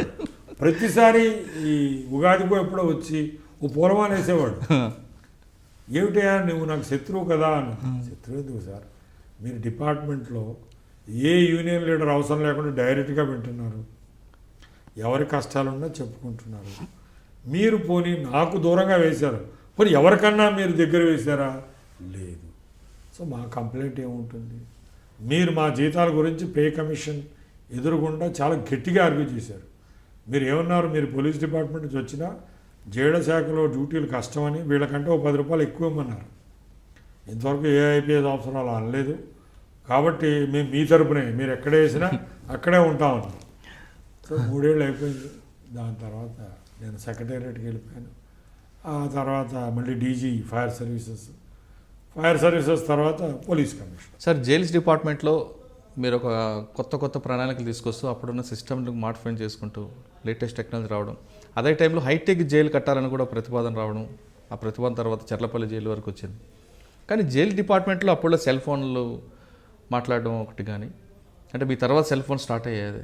కానీ జైల్స్ డిపార్ట్మెంట్లో ఒక అమ్మాయి తప్పించి మిగతా ఏదైనా లోపలికి వెళ్ళొచ్చు అనేది ఒక పెద్ద బ్లాక్ స్పాట్ ఉండేది. అది వాస్తవం అంటారా లేదా ప్రచారం అంటారా? అదే అబద్ధం కాదు. అయితే ముందు మనం ఈ రిఫార్మ్స్ గురించి మాట్లాడదాం. జైళ్ళు చాలా దుర్భరంగా ఉంటాయి, ఇప్పటికీ అలాగే ఉన్నాయి. అయితే ఆ రోజుల్లో మన ముఖ్యమంత్రి గారు, ముఖ్యంగా అప్పటికి మా కొత్త హోంమంత్రి వచ్చాడు దేవేందర్ గౌడ్, ఈయన్ని చంపేశారు నక్సలైట్. ఎవరిని? మాధవరెడ్డి గారు. సో ఆ దేవేంద్ర గౌడ్ గారు కూడా చాలా ప్రోగ్రెసివ్. మేమేమన్నా ఉంటే హడ్కో అని ఒకటి ఉంటుంది, housing and urban development corporation, వాళ్ళతో మీరు హౌసింగ్కి ఇస్తారు, ఈ జైల్స్లో ఉండేది ఖైదీలు కదా, మేము జైలు కడతాం, 2 జైల్స్ కడతాం కొత్తవి, ఒక్కో దానికి 100 కోట్లు చొప్పున 200 కోట్లు అవుతుంది, మీరు లోన్ ఇవ్వండి, మా గవర్నమెంట్ తీర్చేస్తుంది. అయితే సరే అన్నారు వాళ్ళు, ఎందుకంటే వాళ్ళకి టార్గెట్స్ ఉంటాయి. అవును, మీరు ఎంతమందికి హౌసింగ్ అమర్చారు, ఈ జైల్లో ఉండే 1000 మందో 1200 మందో వాళ్ళకి హౌసింగ్ ఇచ్చినట్టే లెక్క వాళ్ళ టార్గెట్లో. సో 200 కోట్లు ఇచ్చారు. అప్పుడు ఏం చేసామంటే విశాఖపట్నంలో ముడసర్లోవా అని ఉంది, ఆ సింహాచలం కొండ కింద అవును. అడవివారం అంటారు. ఆ అడివారంలో లేక అడవివరం దగ్గర 100 ఎకరాలు. తర్వాత ఇక్కడ మా ఓన్ ఒక ఓపెన్ ఎయిర్ జైలు ఉండేది చెర్లపల్లిలో. దానికి రోడ్డుకి అవతల సైడు ఖాళీగా అగ్రికల్చర్ చేయడానికి ఒక 100 ఎకరాలు ఉండేది. ఈ 100 ఎకరాల బిట్టు తీసుకుని 2 కొత్త జైల్స్ కట్టేశాం. అవి నా టైంలోనే కట్టాం, నా టైంలోనే ఇనాగ్రేట్ అయిపోయాం, ఎందుకంటే 3 ఏళ్ళు ఉన్నాను. ఆ యొక్క పీరియడ్లో చాలా చక్కటి వసతులు ఉన్నవి. ముఖ్యంగా డార్మెటరీస్లో వాళ్ళకి నిద్రపోవడానికి సిమెంట్తో బెడ్స్ లాగా తయారు చేయడం, ప్రతి 10 మందికి అదే డార్మెటరీలో ఒక బాత్రూమ్. సో అతను ఎవరిని లేపక్కర్లేదు, ఒకవేళ ఏమైనా యూరినేషన్ వస్తే అక్కడికి వెళ్తాడనమాట. లెట్రిన్ కూడా అక్కడికే, ఒక బాత్రూమ్సే బయట ఉంటాయి. సో వసతులు ప్లస్ ఫ్యాన్స్, అందరికీ ఫ్యాన్స్ అది పెట్టి చాలా కంఫర్టబుల్గా చేసాం. చాలామంది క్రిటిసైజ్ చేశారు, ఎందుకు వీళ్ళకి ఇంత కంఫర్ట్స్ అని. ఎలాగో వాడు స్వేచ్ఛ ఉండదు. స్వేచ్ఛ లేనప్పుడు అట్లీస్ట్ గాలి, వెలుతురు, నీళ్లు ఇది ఉంటే మంచిదని చేశాం. కానీ మీరు ఆలోచనతో మీరు అన్నట్లుగా జైల్లో రిఫార్మ్స్ అవ్వడం అంటే ఒక కంపు వాతావరణం నుంచి వాళ్ళకి మంచి స్వేచ్ఛమైన వాతావరణం అంటే ఒక కుటుంబానికి దూరం అన్న ఒక ఫీలింగ్ మినహాయించి మిగతా అన్ని సదుపాయాలు ఏర్పాటు చేశారు. కుటుంబానికి దూరం ఉండేది తప్పదు. కానీ ఇదే జైల్లో సెల్ ఫోన్స్ వాడడం కానీ అది అన్ని జైల్స్లో ఉంటాయి, అది కుళ్ళు జైల్స్లో కూడా ఉంటాయి. చెప్తాను అది ఏంటో. సెల్ ఫోన్ అన్నది అది అసలు లేని జైలే లేదు. తిహార్ జైలు కానీ శశికళ వాడుతుంది. సో అవన్నీ సీఎం లెవెల్ నుంచి వస్తాయి. అది చెప్తాను నేను తర్వాత. ఆంధ్రప్రదేశ్ అంత బ్యాడ్ కాదు, తెలంగాణ అంత బ్యాడ్ కాదు, బట్ ఎనీవే అది అయిపోయింది. ఇంకొకటి ఏమిటి జరిగిందంటే జైలు లోపలే జైలు శాఖల అధికారులకి పవర్ ఉంటుంది, జైలు బయట గేటు దాటగానే వాళ్ళకి పవర్స్ లేవు. సో ఈ యొక్క జైళ్లలో 65% ఉండేది శిక్ష పడిన వాళ్ళు కాదు, రిమాండ్ ప్రిజనర్స్ అంటారు. అంటే విచారణ జరుగుతున్నది, యూటీ అండర్ ట్రయల్. సో వాళ్ళని కోర్టుకు తీసుకెళ్ళాలి. ఆ కోర్టుకు తీసుకెళ్తే రోజంతా ఉంచుతారు. యాక్చువల్ విచారణ ఇంకా బిగిన్ అవ్వదు, రిమాండ్ ఎక్స్టెన్షన్ అవుతుంది అంతే. సో ఆ ఫేజ్లో సాయంత్రం 4 గంటలకి వాళ్ళ వారెంట్లు, కమిటల్ వారెంట్స్ అన్నీ తీసుకుని RE అంటే remand extended by next date 15 రోజులు కలిపి గుమాస్తా వేసేస్తారు. సంతకాలు బెటర్, ఏం బెటర్, వాళ్ళందరినీ మళ్ళీ వెనక్కి తీసుకొచ్చేస్తారు. ఆ ఎస్కాటింగ్ అనేది పోలీసులు చేస్తారు. వాళ్ళకి ఒక్కొక్కసారి బంద్ రావడం, ఇంకేదో అజిటేషన్ ఉండడం, దాంతో ఎస్కాట్ ఈరోజు ఎస్కాట్ లేదంటారు. సో వీళ్ళు కోర్టుకు హాజరవరు. అప్పుడు మ్యాజిస్ట్రేట్లు, కోర్టులు మీరు ఎందుకు హాజరు పెట్టలేదు మమ్మల్ని ఎక్స్ప్లెనేషన్ అడిగేవాళ్ళు. ఈ సమస్యకు పరిష్కారం ఎలాగా? పోలీసు వాళ్ళతో మేము ప్రతి నెల మీటింగ్లు పెడతాం. మేమేం చేయమండి బాబు, సడన్గా రేపు పొద్దున్న ఒక పార్టీ వాళ్ళు, కాంగ్రెస్ వాళ్ళు తెలంగాణలో బంద్ చెప్పారనుకోండి టీఆర్ఎస్కి వ్యతిరేకంగా, అది మేనేజ్ చేయాలా, మీ ఎస్కాట్ ఇవ్వాలా, ఏది ప్రయారిటీ? సో అవి జాగ్రత్తగా వైలెన్స్ లేకుండా మేము చేయాలి. కాబట్టి మా వల్ల కాదు, ఇంతకంటే ఎక్కువ ఇవ్వలేము, ఒక్కోసారి సడన్గా క్యాన్సిలేషన్ ఉంటుంది అన్నారు. సో అప్పుడు ఆలోచించి మిగిలిన దేశాలు ఎలా చేస్తున్నారు అంటే, ఇంగ్లాండ్లో ఈ ట్రయల్స్ అవి కూడా యాక్చువల్గా ఫిజికల్గా వాళ్ళు కోర్టు తీసుకువెళ్ళకాల్సిన లేకుండా వాళ్ళు వీడియో కాన్ఫరెన్స్ ద్వారా ట్రయల్ చేస్తున్నారు. అది మనం కూడా పెడదామని మొత్తానికి ఒక టెక్నీషియన్ ఎవడా ఉంటే వాటితో ట్రయల్ రన్ చేయించాం.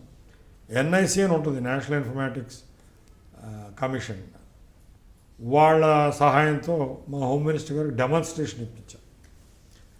ఆయన అన్నారు చాలా బాగుంది, మనం తప్పకుండా చేద్దాం. అయితే మరి కోర్టులు ఒప్పుకోవాలి కదా అంటే, ఈ కోర్టులు ఒప్పుకోవు. So chief justice Prabhat Ranjan Sinha, అతని పేరు ప్రభాత్ రంజన్ సిన్హా, సత్యవ్రత సిన్హా, SB సిన్హా, తర్వాత హైకోర్టుకి వెళ్ళిపోయాడు. అతన్ని దగ్గరికి వెళ్ళాను, అయ్యా చాలా ఇబ్బందులు అవుతున్నాయి, ఖైదీలకే అవుతున్నాయి, వీళ్ళకే అవుతున్నాయి, ఒక్కోసారి పారిపోతున్నారు వాళ్ళు. మా ఖైదీ మా జైల్లోనే ఉంటాడు, స్టూడియో ఒకటి కడతాం, అందులో కెమెరా ముందు అప్పేర్ అవుతాడు, ఇంకో స్టూడియో మీ కోర్టులో పెడతాం. ఆ కోర్టులో మ్యాజిస్ట్రేట్ గారు ప్రశ్న అడుగుతారు, వాడు ఏదో సమాధానం చెప్తాడు, ఈయన రిమాండ్ ఎక్స్టెన్షన్ ఇచ్చేస్తాడు, అయిపోతుంది. ట్రయల్ జరిగే నిజమైన కేసుల్లో మాత్రం నేను తీసుకొస్తాను అంటే ఆయన ఒప్పేసుకున్నాడు.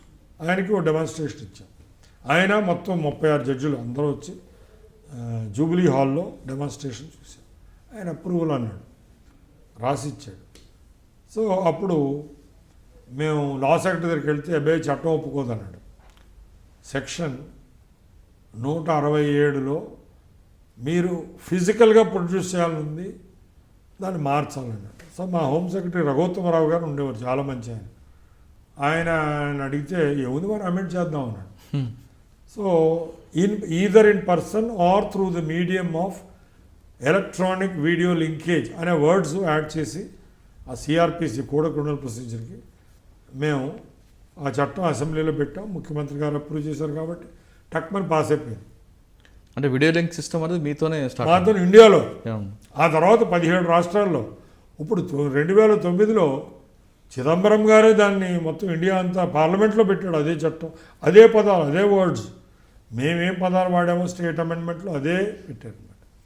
సో దానితో ఈ యొక్క మామూలు ఖైదీలు ట్రయల్ విచారణ జరగకుండా ఉట్టి రిమాండ్ ఎక్స్టెన్షన్ వాళ్ళంతా ఆంధ్రప్రదేశ్లోను, తెలంగాణలోను, బీహార్లో, అన్ని చోట్ల, కొన్ని చోట్ల అయితే ట్రయల్ కూడా జరుగుతుంది. తెల్గి అనే అతను పూణే జైల్లో ఉండి అతని విచారణ బెంగళూరులో జరిగింది, అన్ని చోట్ల జరిగింది. సో అది ఆ వీడియో కాన్ఫరెన్సింగ్ ద్వారా రిమాండ్ ఎక్స్టెన్షను ట్రయల్ జరగడం అనేది ఇండియాలో మొట్టమొదటిసారి.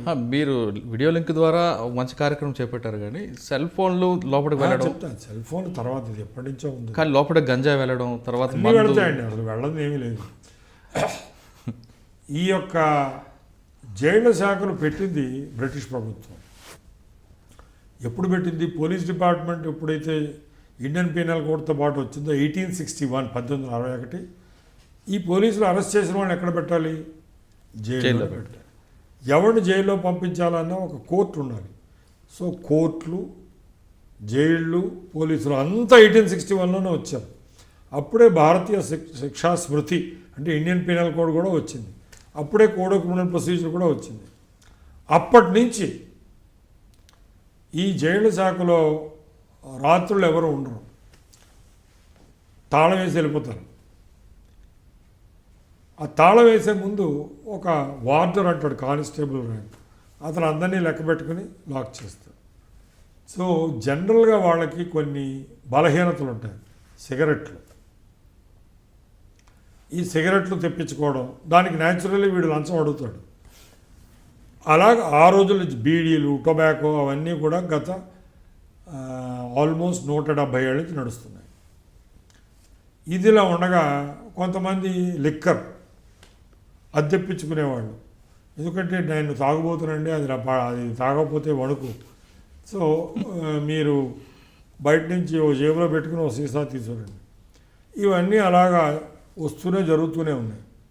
అయితే కొంతమంది అందులో జైలు సూపరింటెండెంట్లు నా వాటా ఇది అని వాడు పర్మిషన్ ఇవ్వడం మొదలెట్టాడు. ముఖ్యంగా ఎమ్మెల్యే ఫాలోవర్సు, ఈ రాయలసీమలో ఫ్యాక్షనిస్టులు ఉంటారు, బాంబులు అది వేసేవాళ్ళు, వాళ్ళకి ఎన్నో సుఖాలకు అలవాటు ఉంటుంది. వాళ్ళ తరపున ఫ్యాక్షన్ లీడర్లు కర్నూలు జిల్లాలో కానీ కడప జిల్లాలో కానీ అక్కడంతా డబ్బు చాలా ఇస్తారు, సూపరింటెండెంట్కి ఇచ్చేస్తారు.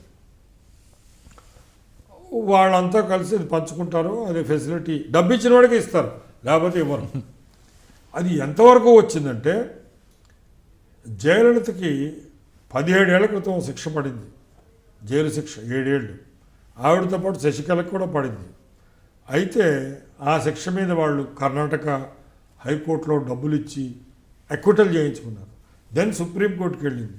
సుప్రీంకోర్టు ఆ ఒరిజినల్ శిక్షను జిల్లా కోర్టుది ఖరారు చేసింది. ఖరారు చేసిన తర్వాత లోపల జైలు చచ్చిపోయింది. సో ఈ శశికళకి 2,000 కోట్లు ఉన్నాయట. ఆవిడని ఇప్పుడు బెంగళూరు జైల్లో పెట్టాలి. సో వాళ్ళు ఏం చేశారు, శశికళ మనుషులు సీఎంకి ఒక 50 కోట్లు, ఆ డీజీ ప్రెజెన్స్కి ఒక 10 కోట్లు, సూపరింటెండెంట్కి 10 కోట్లు. ఇవన్నీ ఎలా తెలిసిందంటే ఒక డిఐజీ, ఒక ఐపీఎస్ డిఐజీ, ఒక ఆడావిడ దీప అని ఆవిడ వచ్చి ఇవన్నీ కంప్లైంట్ రాసింది. దాని మీద ఆవిడ ట్రాన్స్ఫర్ చేశారు ముఖ్యమంత్రి గారు సిద్ధరామయ్య గారు. అంటే ఇదంతా ముఖ్యమంత్రి గారికి తెలుసు, అన్నీ తెలుసు. ఏమేమి ఫెసిలిటీస్ ఇచ్చారు శశికళ కంటే, నెంబర్ 1 ఆవిడ ఖైదీ బట్టలు వేసుకోక్కర్లేదు. ఆవిడ తన మద్రాసులో ఉన్న బ్రహ్మాండమైన బట్టలు వేసుకుంటుంది. నెంబర్ 2 ఆవిడ మామూలు సెల్ కాదు, మొత్తం ఒక 10 మంది ఉండేది పగలగొట్టేసి ఫ్యాన్లు అవి పెట్టి కొత్తది కట్టేశారు ఆవిడ కోసం. అంటే మీరు మాట్లాడుతుంది కర్ణాటక ఉన్న జైలు గురించి, నేను అడుగుతుంది తెలుగు రాష్ట్రాల్లో ఉన్న మేబీ అలాంటివి ఇంకా జరగలేదు ఇక్కడ. అంటే అలా జరగకపోయినా ఒక పరిటాల రవి మర్డర్గా జనపర్లి జైల్లోనే సూత్రం జరిగింది అనేది అప్పుడు సిబిఐ కూడా ఛార్జ్షీట్లు దాఖలు చేసింది. లేదు, అదంతా అక్కడే జరిగింది, మన అనంతపూర్ జైల్లోనే జరిగింది. వాడు సూరి చర్లపల్లి జైల్లో ఉండి పథకం వేశాడంటూ సిబిఐ కూడా చల్లపల్లి జైల్లో ఉండి పథకం ఏం లేదు, సెల్ ఫోన్ ద్వారా. ఇది ఆటోమేటిక్. అసలు ఆటోమేటిక్గా రాయలసీమలో ఒకసారి ఒక మనిషి ఒక లీడర్ని చంపితే వాడి పెళ్ళాము పిల్లలు ఊరుకోరు, ఆపోజిట్ సైడు అవ్వాల్సిందే. ఇది ఎలా స్టార్ట్ అవుద్ది అంటే, అసలు పరిటాల రవి యొక్క ఫాదర్ పరిటాల శ్రీరాములు, అతను దీని అంతటికీ లీడరు.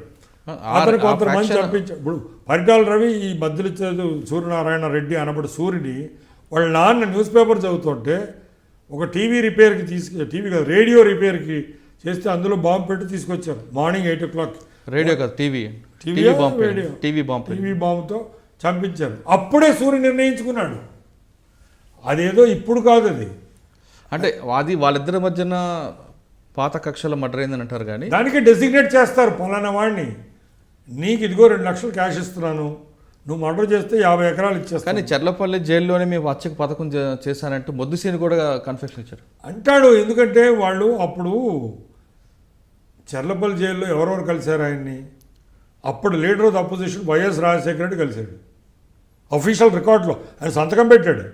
అది చర్లపల్లి జైలు కాదు, చర్లపల్లి జైలు. ఎందుకంటే అసలు యాక్చువల్గా ఆయన పేరు ఇందులో ఉండదు. ఎలా ఉంటుందంటే, మీరు ఒక జైలుకి ఒక కాన్విక్ట్ వచ్చినప్పుడు, శిక్ష పడ్డ తర్వాత కాన్విక్ట్ వచ్చినప్పుడు నీ యొక్క రిలేషన్స్ ఎవరని పేర్లు రాయమంటారు. వాళ్ళే కలుసుకోవాలి, లేక వాళ్ళ లాయర్ కలుసుకోవాలి. ఇలాంటి రాజకీయవేత్తలు కాదు. అతను వచ్చి డిమాండ్ చేశాడు, I'm MLA Pulivendula, I'm the leader of the opposition, I want to see. కానీ మరి మీరు ఎందుకు అబ్జెక్షన్? నేను ఎక్కడున్నాను అప్పుడు? బయటకు వచ్చారు మీరు. అబ్బే December 2000లోనే I got transferred. Okay, all this happened 2004. అప్పటికి I was not even police commissioner, అప్పటికి ఆర్టీసీ ఎండి. ఓకే, అంటే చర్లపల్లి జైలు శాఖ నుంచి మీరు నెక్స్ట్ ఎక్కడికి వచ్చారు? జైలు శాఖలకు అయిన తర్వాత నేను కొంతకాలం సెక్రటరీలో జిఏడిలో సెక్రటరీ చేశాను కొద్దిగా. దాని తర్వాత డీజీ ఫైర్ సర్వీసెస్గా పనిచేశాను.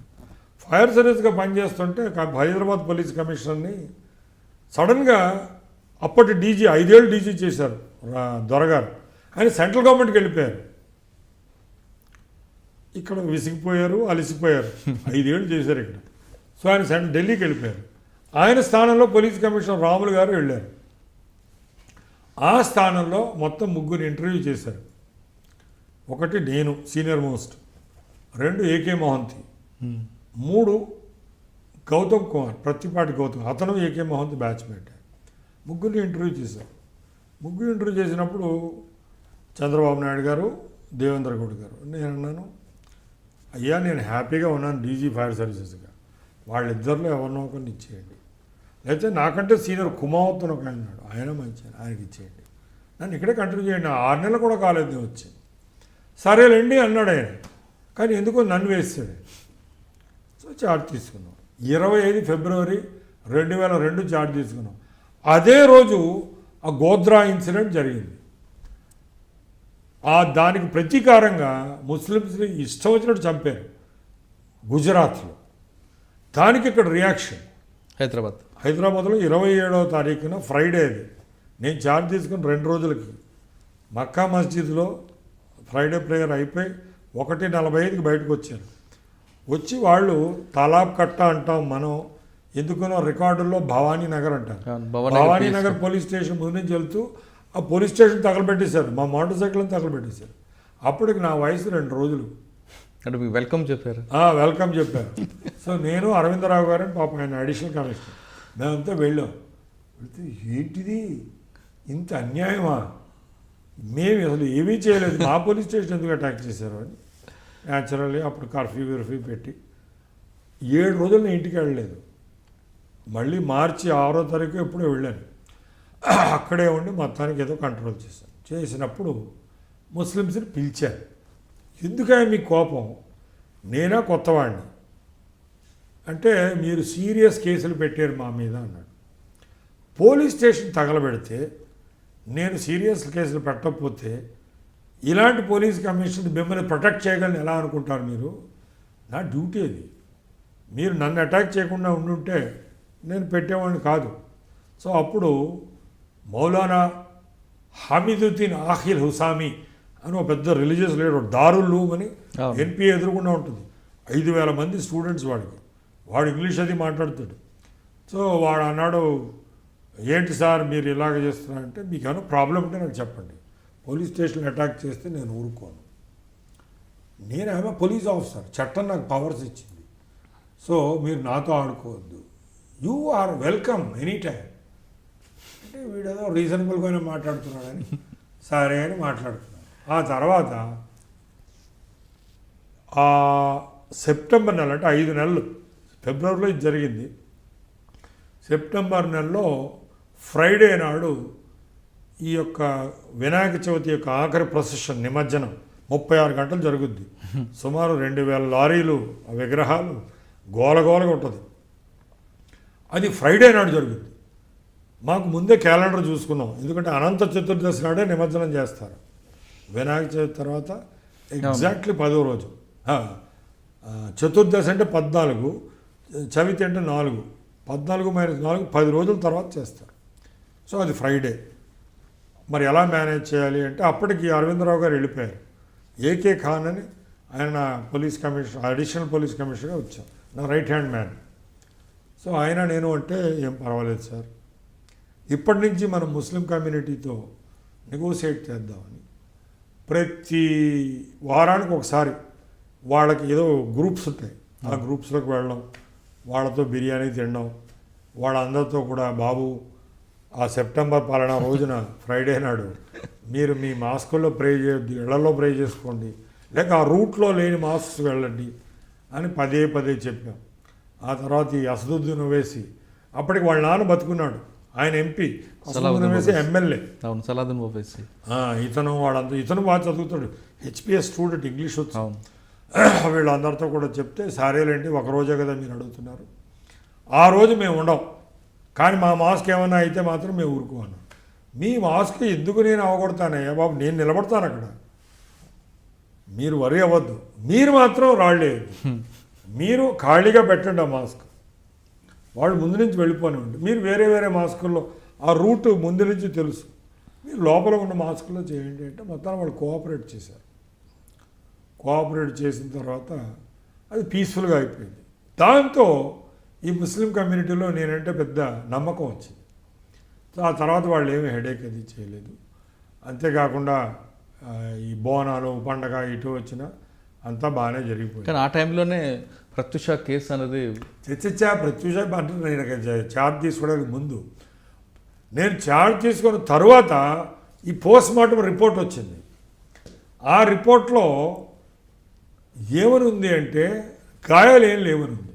సో మేము ఏం చేయాలి, అప్పుడు పొట్టలో ఉన్న విసరా ఆ స్టమక్ కాంటెంట్స్ని కెమికల్ ఎగ్జామినేషన్కి పంపించాలి. కెమికల్ ఎగ్జామినేషన్కి పంపిస్తే అందులో పాయిజన్ ఉందని. పాయిజన్ అనేది జనరల్గా ఒక్కసారి పాయిజన్ అంటే ఎవరో బలవంతంగా తాగించే ఉంటారని అనుమానంతో అది మర్డర్ కేసు కింద మార్చేశారు. అదే 306ని 302గా చేయించారు అన్నది వచ్చింది. 302 మర్డర్ అది. అవును, 306 అంటే ఒకవేళ ఆవిడ విల్లింగ్గా తాగితే అప్పుడు అబెట్మెంట్ ఆ ప్రియుడు, ఆ రెడ్డి గారు. సో మొత్తం కేసు ఏమిటి అంటే సింపుల్, అది ఆవిడ లంబాడే, ఆవిడ అందంగా ఉంటుంది, 16 ఏళ్ళు, అప్పుడప్పుడే ఏదో యాక్ట్రెస్ అవుతుంది, వాళ్ళ అమ్మ టీచరు నల్గొండ జిల్లాలో. ఎందుకో ఒక రెడ్డి అబ్బాయి ఆమెతో లవ్లో పడ్డాడు. వాళ్ళ అమ్మ ఏమందంటే మనకెందుకు డబ్బు అని వాళ్ళతో, నువ్వు సినిమాల మీద కాన్సన్ట్రేట్ చేయండి. ఈవిడ సరే అంది. ఈవిడికి ఇంకా తెలియదు అసలు ఏమి లైఫ్. ఆ రెడ్డి యొక్క పేరెంట్స్ అన్నారు, ఏంటి నువ్వు లంబాడమ్మని చేసుకుంటావు, నువ్వు ఎలాగో అమెరికా వెళ్ళిపోతున్నావు, సో కాబట్టి అందులో మనం ఎంత మన బంజారాహిల్స్లో మనకి ఎంత ప్రాపర్టీ ఉంది ససే మీరు ఒప్పుకోమన్నారు. అంటే ఆ కేసు అనేది ఆల్రెడీ తెలిసిన కానీ అందులో మీ పాత్ర మర్డర్ కింద మార్చడం. మర్డర్ కింద మార్చడం కాకుండా ఒక మంత్రి గారు కొడుకుని తప్పించడానికి అతని ఫ్రెండ్స్ని తప్పించడానికి కమిషనర్ గారు అది ఆ కేసులో ఫ్యాక్ట్స్ ఏంటంటే ఇద్దరు ఆ రోజు సాయంత్రం అప్పటికి సెల్ ఫోన్స్ వచ్చేసాయి. సో ఫోన్ చేశాడు ఆ అమ్మాయికి, సాయంత్రం అలా వెళదాం. వాడు కారు తెచ్చాడు, సొంత కారు.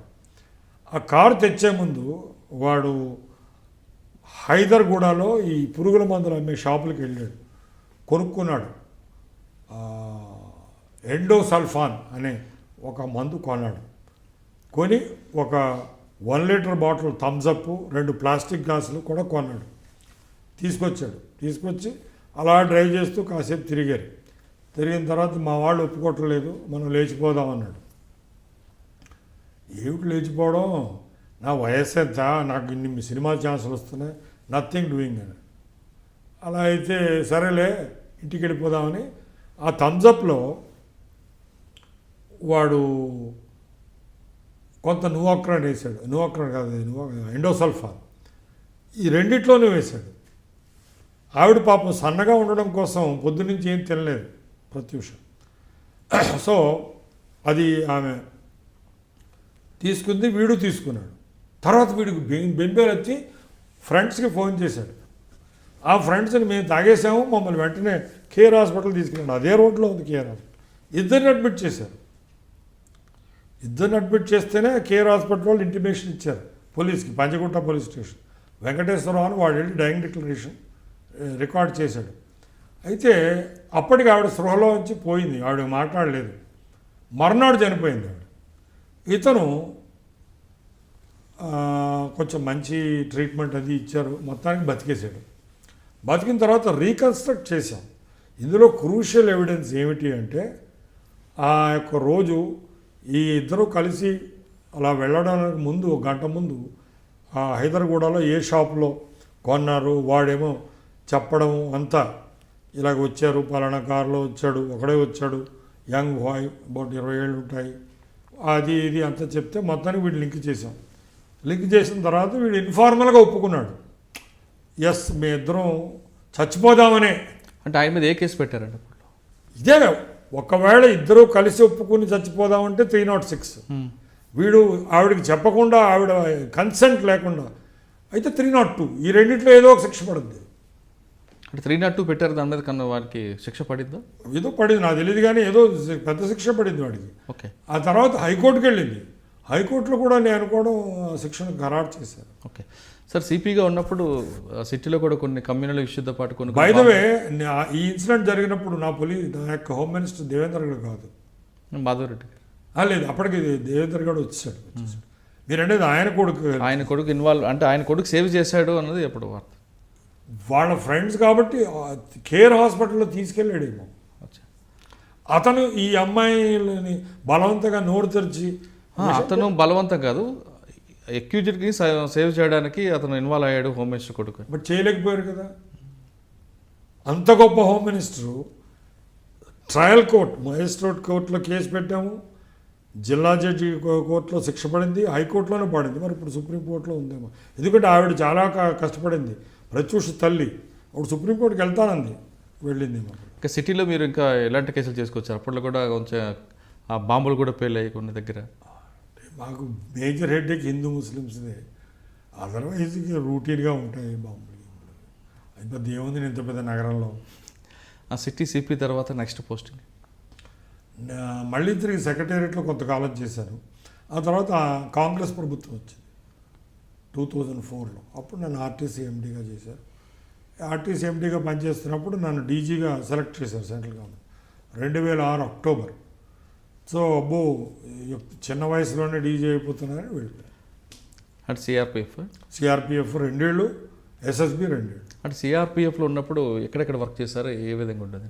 అంటే బేసిక్గా ఆఫీస్ ఢిల్లీలో ఉన్న, ఇండియా అంతా తిరిగామండి. అప్పుడే నేను నా జీవితంలో మొదటిసారి నాగాలాండ్ కానీ, మణిపూర్ కానీ, అరుణాచల్ కానీ, కాశ్మీర్ ఎన్నిసార్లు వెళ్ళాను. సో పంజాబ్ అంతా మొత్తం ఇండియా అంతా చూసాం. అంటే పాకిస్తాన్ బార్డర్ వరకు వెళ్ళి కుప్పలు చాలాసార్లు వెళ్ళాను. అంటే అసలు CRPF కి. అక్కడ వాళ్ళ యాక్టివిటీస్ ఏ విధంగా ఉంటాయండి ఐఎస్ఐ వాళ్ళ ఏం ఉండదండి. ఐఎస్ఐ అంతా కూడా లాహోర్లో ఎక్కువ ఉంటుంది. లష్కర్ ఎ తైబా అని, జైష్ ఎ మహమ్మద్ అని 2 ఆర్గనైజేషన్స్ ఉన్నాయి.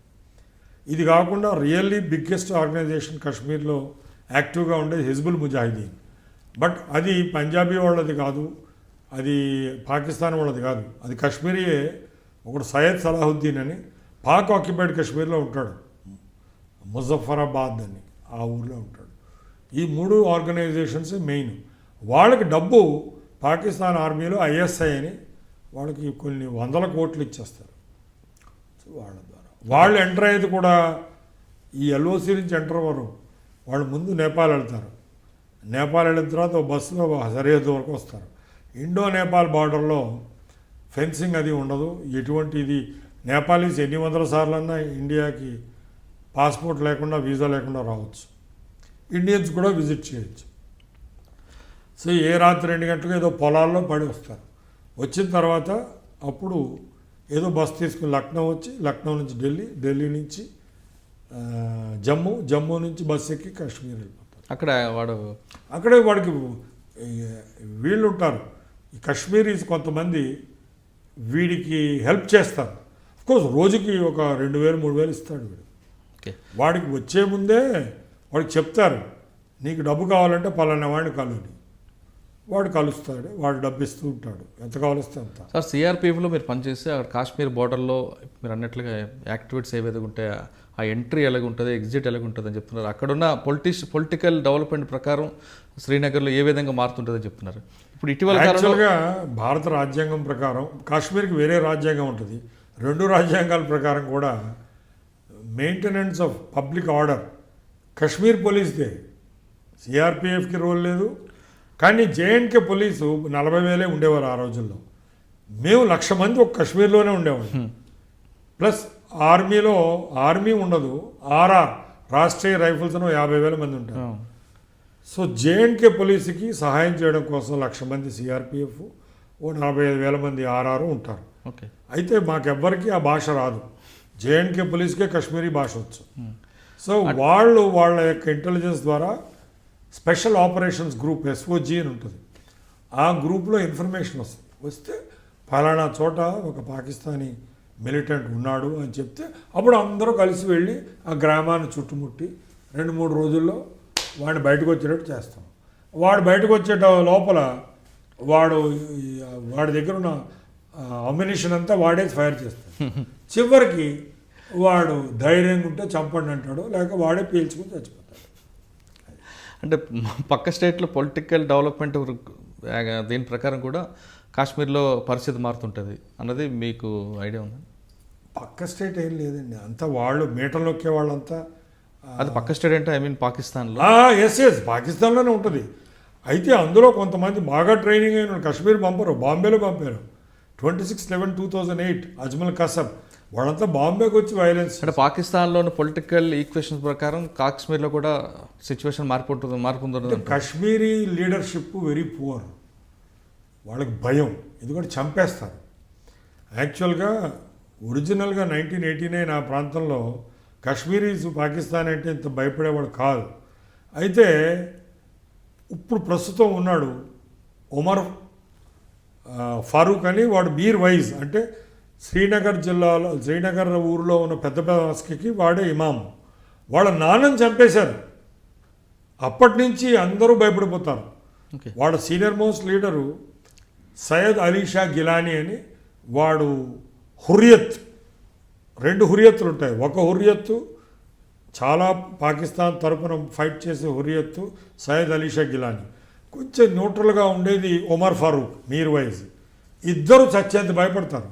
ఓకే, సో వాళ్ళు పాకిస్తాన్కి వ్యతిరేకంగా మాట్లాడి చంపేస్తారు. ఓకే సార్, ఇప్పుడు ప్రస్తుతం పాకిస్తాన్లో కొత్త ప్రభుత్వం వచ్చింది. ఆ ప్రభుత్వం వచ్చిన తర్వాత కాశ్మీర్కి సమస్య పరిష్కారం అవుతుంది అనుకుంటున్నారా? లేదా వచ్చిన ఆయన ఎవరు? ఇమ్రాన్ ఖాన్. ఇమ్రాన్ ఖాన్ ఎవరి మనిషి? Pakistan army and Pakistan judiciary మనిషి. అంటే మీకున్న అనుభవంలో ఇప్పుడు ఇమ్రాన్ ఖాన్ వచ్చిన తర్వాత కాశ్మీర్ సమస్య పరిష్కారం అవుతుంది అనుకుంటున్నారా? ఇది మరింత చేయనివ్వరు. ఇప్పుడు పరిష్కారం అయితే అసలు పాకిస్తాన్లో ఆర్మీ ఉండవలసిన అవసరమే ఉండదు. వాళ్ళ జీతాలు ఎంత తెలుసా అండి? పాకిస్తాన్లో కలెక్టర్ కంటే 2 రెట్లు జీతం ఇస్తారు వాళ్ళ మేజర్కి. ఓకే. పాకిస్తాన్లో ఆర్మీకి ఉన్న పవర్స్ ఎవరికీ లేవు. వాళ్ళకి ఇప్పటికీ 29 ప్రైమ్ మినిస్టర్లు, వీడు 30 వాడు అవుతాడు. ఏ ప్రైమ్ మినిస్టర్ ఫుల్గా పనిచేయలేదు. చాలామంది ప్రైమ్ మినిస్టర్ ఊరేశారు. అవును. జుల్ఫికర్ అలీ భుట్టో హ్యాంగ్డ్, బెనర్జీ పుట్టో, నవాజ్ షరీఫ్ బేనజీర్ భుట్టోని చంపేశారు. చంపేశారు. నవాజ్ షరీఫ్ 3 సార్లు ప్రైమ్ మినిస్టర్ అయ్యాడు. అవును. 3ఓసారి చంపలేదు, కానీ సుప్రీంకోర్టు ద్వారా వాడిదేదో వాడు కంపెనీకి చైర్మన్ అయితే వాడు కరప్షన్ అని వాడి 3 పోస్టులకు ఎలిజిబుల్ కాడన్నాడు. అంటే పాకిస్తాన్ ఆర్మీ ఇప్పుడు ఇమ్రాన్ ఖాన్ చేత సరిగ్గా పనిచేయించడం మాత్రం స్పష్టంగా తెలుసు. ఎవరి చేత ఎవడన్నా ఇండిపెండెంట్గా ఉండాలి అంటే ఆర్మీ వాడిని తీసేసి, అంత గొప్ప ముషర్రఫే చివరి రేంజ్లో 9 ఏళ్ళు చేశాడు. ఆ తర్వాత ఆర్మీ నువ్వు ఏదో మరీ క్లోజ్ అవుతున్నావు, నువ్వు అక్కడ పుట్టావని మాకు అనుమానంగా ఉందన్నారు. వాడు ఢిల్లీలో పుట్టాడు, వాడు పంజాబీ కాదు, వాడు ఇక్కడ ఢిల్లీ ఇండియన్ ముస్లిం. సో వాడిని పీకేశారు కదా, జనరల్ కయానీ అని వాడిని ఇచ్చారు, వాడు 3 ఏళ్ళు చేశాడు. సో ఇప్పుడు బాజ్వా వాడు పంజాబీ. పాకిస్తాన్ సొసైటీలో ఒక సివిలియన్ గవర్నమెంట్ డెమోక్రాటిక్గా పవర్ని చలాయించనివ్వరు, అది సాధ్యం కాదు. ఎందుకంటే వాళ్ళ సిస్టంలోనే it is heavily loaded in favour of army. ఎక్కువ 55% ఆఫ్ ద టైం వాళ్ళకి జనరల్సే పరిపాలించారు. జియావుల్ హక్ 9 ఏళ్ళు, మొదట అయ్యూబ్ ఖాన్ 6 ఏళ్ళు, వీడు ముషరఫ్ 9 ఏళ్ళు. సో ఇలాగ ఎప్పుడు జనరల్సే. జనరల్ అయ్యా ఖాన్ అనేవాడు మన మీద యుద్ధం చేశాడు 71లో. అప్పుడు ఈస్ట్ పాకిస్తాన్ పోగొట్టుకున్నాడు, అందువల్ల అవుట్ ఆఫ్ షేమ్ వాడు రిజైన్ చేశాడు ఈ అయ్యా ఖాన్. సో ఇప్పుడు జనరల్సే వాళ్ళకి, అంటే వాళ్ళు రిక్రూట్మెంటే హయ్యర్ శాలరీస్ మీద చేస్తారు. ఓకే. ఇక మన పోలీస్ డిపార్ట్మెంట్ నుండి ఒకసారి మీ వ్యక్తిగత విషయానికి వస్తే, మీరు ఎక్కడైనా సమస్య ఎంత బాగా జట్లు ఉన్నా చాలా లౌక్యంగా దాన్ని స్మూత్గా సాల్వ్ చేయడం అనేది అంటే మీ జీన్స్ నుంచి వచ్చిందా లేదా డిపార్ట్మెంట్ నేర్పిందా? డిపార్ట్మెంట్. ఎందుకంటే ఫోర్స్ ద్వారా మీరు ఏమీ సాధించలేరు, రీజనింగ్. సో ఆ రీజనింగ్లో ఎలా ఉండాలంటే అవతల వాడికి కూడా తను గెలిచాడు అనే ఫీలింగ్ రావాలి. ఇప్పుడు మీరు అంటే వాడు యూ హట్ కాకుండా ఉండాలి. హట్ కాకుండా నాకేదో వచ్చింది, నాకు ఏదో సంపాదించుకున్నాను, ఇంతకుముందు చేసుకోలేకపోయాను అన్నది అనిపించాలి. సో ఇప్పుడు ఉదాహరణకి ఈ ముస్లిమ్సే ఉన్నారు హైదరాబాద్ సిటీలో, వాళ్ళకి ఏం ఫీలింగ్ కలిగించాను, ఇది నా సెల్ నెంబరు, ఎప్పుడు కావలిస్తే అప్పుడు నువ్వు డైరెక్ట్గా నాకు ఫోన్ చేయి, సాధ్యమైతే హెల్ప్ చేస్తాం, లేకపోతే చట్ట ప్రకారం పోతాం. ఎప్పుడైతే కమిషనర్ ఆఫ్ పోలీస్కి నాకు యాక్సెస్ ఉందని ఏ ముస్లిం అన్నా అంటాడు, అదర్వైజ్ వాడు ఎంఐఎం లీడర్ల ద్వారానే రావాలి, మామూలు వాడు చూసేయడానికి ఛాన్స్ లేదు. ఎవడైనా రావచ్చు. నేను హైదరాబాద్ పోలీస్ కమిషనర్గా రాత్రి 11 వరకు ఆఫీస్లో ఉండేవాడు. అవును. సో అందువల్ల నీకు కావాలా రా, ఏంటి నీ సమస్య, నిజమైన సమస్య అయితే తీరుస్తాం, అదేదో నీ ఊహాజనితమైన సమస్య అయితే నేనేం చేయలేదు. ఓకే సార్, ఫైనల్గా పోలీస్ డిపార్ట్మెంట్లోకి వచ్చే వాళ్ళకి మీరు ఇచ్చే మెసేజ్ ఏంటి?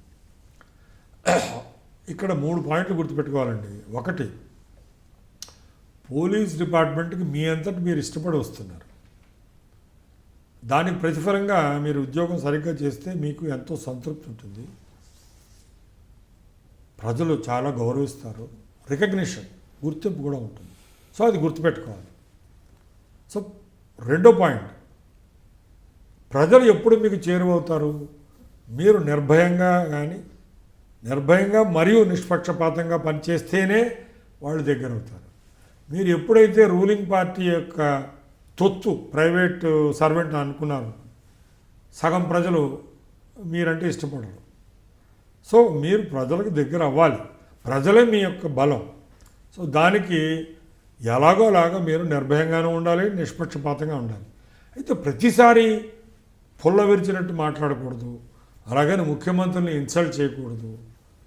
వాళ్ళకి తగు రీతిలో చెప్పాలి, అయ్యా మీరు పెద్ద పాపులర్ చీఫ్ మినిస్టరు, మీరు ఇది చేస్తే మీ పేరు దెబ్బతింటుంది, మీ పేరు దెబ్బ తినకూడదు మా డిపార్ట్మెంట్ వల్ల, నేను వేరే రకంగా మీకు హెల్ప్ చేస్తాను, ప్రాబ్లం లేకుండా నేను చేస్తాను, మీరు ఇందులో అసలు బయటపడద్దు, ఎక్స్పోజ్ అవ్వద్దు, మీరు అసలు నన్ను కలవద్దు, నాకు ఫోన్ కూడా చేయొద్దు, మీరు ఈ కోరిక కోరారని ఎవరికి తెలియకూడదు, నేను ఎలాగోలాగా చేసి పెడతాను అని చెప్తే వాళ్ళకి పెద్ద ప్రెషరైజ్ చేయరు. అంతే. హోంమంత్రి మాకు దేవేంద్ర గౌడ్ గారు ఎన్నోసార్లు ఎవరైనా వస్తే ఎదురుగుండా వచ్చి వాళ్ళు ఏదో చెప్పేవాళ్ళు రికమెండేషన్. కృష్ణారావు గారు బాగున్నారా, లంచ్ అయిందా, అచ్చా వీళ్ళు ఎవరో వచ్చారు మీ దగ్గరికి పంపిస్తున్నా, కొంచెం చూడండి. సో వాళ్ళు వస్తారు, వాళ్ళు చెప్పింది గంట సేపు 2 గంటలు పూర్తిగా వింటారు. అయ్యా ఇది చట్టం, కోర్టు ఆర్డరు మీకు వ్యతిరేకంగా వచ్చింది, మీరు కొంచెం హైకోర్టుకు వెళ్ళి దీనికి వేరే రకమైన ఆర్డర్ తెచ్చుకోండి. నేను సపోర్ట్ వెంటనే మీరు ఆర్డర్ తెచ్చిన 10 నిమిషాలు నేను వచ్చి స్వయంగా ఉండి మీ పని చేసి పెడతా. వాడు వెళ్ళిపోతాడు, మళ్ళీ రాడు. మూడో పాయింట్ మీ అంటే మీకు గౌరవం ఉండాలి, గర్వం ఉండాలి, మీకు మీరు హీరోలాగా ఉండాలి. మీరు అద్దంలో చూసుకుంటారు రోజు, గడ్డం గీసుకునేటప్పుడు, ఎప్పుడో బట్టలు వేసుకునేటప్పుడు. అప్పుడు మీరు చేసిన చర్య మీకు సిగ్గుపడేటట్టు ఉండకూడదు. మీరు ఎలా ఉండాలంటే ఎస్ నువ్వు ఇన్నాళ్ళకి లొంగకుండా జాగ్రత్తగా పనిచేసావు, ఎటువంటి సమస్య వచ్చినా నువ్వు ఎదుర్కొన్నావు. అందుకే చాలామంది మీరు ఇందాక అన్నారు కంట్రోల్ రూమ్లో ఉండి మాట్లాడు, అది ఎంత ఎందుకంటే భయపడి మీరే స్పాట్కి వెళ్ళిపోయారనుకోండి, అది మీరు అనుకున్నంత డేంజర్ కాదు. పెద్ద మీ మీద రాళ్ళు రేసేంత గొప్పవాళ్ళు హైదరాబాద్ నగరంలో లేరు, మిమ్మల్ని కొట్టేవాళ్ళు ఎవరు లేరు. సో మీరు స్పాట్కి వెళ్ళిపోండి. వాడు ఆర్గ్యుమెంట్లు ఏవో చేస్తుంటాడు, సరే ఏంటయ్యా నీ ఆర్గ్యుమెంట్ ఏంటి వింటాను, కూర్చో అక్కడ, కుర్చీ ఉంటే కుర్చీ మీద కూర్చో, లేకపోతే నేల మీద కూర్చో. వాడు చెబుతాడు ఇక ఈ సైడ్ తిరగండి నీదేంటయ్యా అని. అప్పటికి వాడు ఎగ్జాస్ట్ అయిపోతారు, ఎందుకంటే అప్పటికే 2 సైడ్లు కూల్ అయిపోయింది. సరేలేండి సార్ మీరు ఎలా చెప్తే అలా, నేను రేపు చెప్తానులే అని ముందు వెళ్ళిపోండి అంటాం, వెళ్ళిపోతారు. ఆ తర్వాత ఇంక వాడికి గుర్తుండదు ఈ సమస్య. మైండ్ గేమ్ ఆడుతున్నారు అంతే. సో మనకు వాళ్ళని ఎలాగన్నా సరే మనం శాంతింప చేయాలి, అది పోలీస్ వాళ్ళ డ్యూటీ. మీరు ఎంతసేపు లాఠీ చార్జీలు గీటీ చార్జీలు అది చేస్తే కుదరదు. అవసరం ఉంటే చేస్తాం లాఠీ చార్జ్. ఎందుకు అదేంటది హబీబ్ నగర్ పోలీస్ స్టేషన్లో ఆ మాస్క్ దగ్గర దాన్ని ఏమంటారు మల్లేపల్లి మాస్క్ దగ్గర లాఠీ చార్జీలు అవి చేసాం. ఎందుకంటే రాళ్ళు గీళ్ళు అవి బాగా కొట్టుకున్నారు. అప్పుడు ఇంకా మన మాట వినేవాళ్ళు లేరు, ఇరు సైడ్ వాళ్ళని కొట్టేస్తాం. బట్ అది ఏదో ఇప్పుడన్నా ఒకసారి. Okay sir, last question. మీరు విశాఖపట్నం కమిషనర్ చేశారు, శ్రీకాకుళం, ఆదిలాబాద్, ప్రకాశం జిల్లా ఎస్పీకి చేశారు, వైజాగ్ రేంజ్ డిఐజీ అంటే మీకు డైరెక్ట్ పబ్లిక్తో ఇంటరాక్ట్ ఉండకపోవచ్చు. విజయవాడ, కృష్ణా జిల్లా కూడా చేశారు, చేశాను. విజయవాడ, గుంటూరు చేశారు, హైదరాబాద్ కమిషనర్ చేశారు. ఎక్కడైనా సరే మీరు స్వయంగా లాఠీ పట్టుకుని కొట్టిన ఘటనలు ఏమన్నాయి? ప్రతి చోట నేను కొట్టని స్థలం లేదు.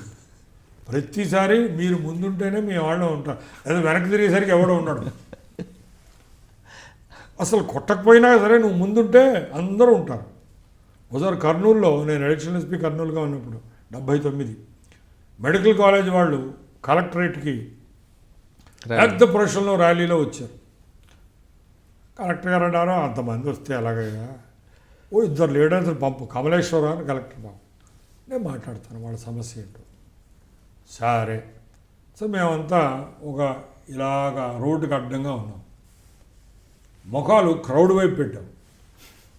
కలెక్టర్ గారితో మాట్లాడాను నేను, ఏదో 2 లీడర్లే పంపమన్నారు, మీరు లీడర్లు ఎవరన్నా సరే రండి అన్నారు. ఓ 10 మంది వచ్చారు.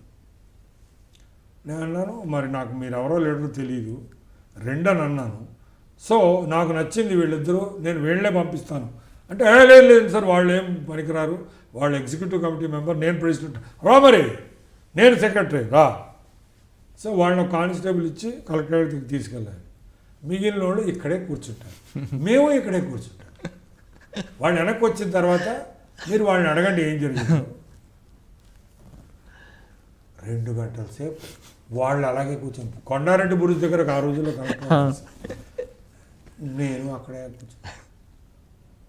మా వాళ్ళందరూ అలాగే ఉన్నారు, నా చేతిలో లాంటి అలాగే.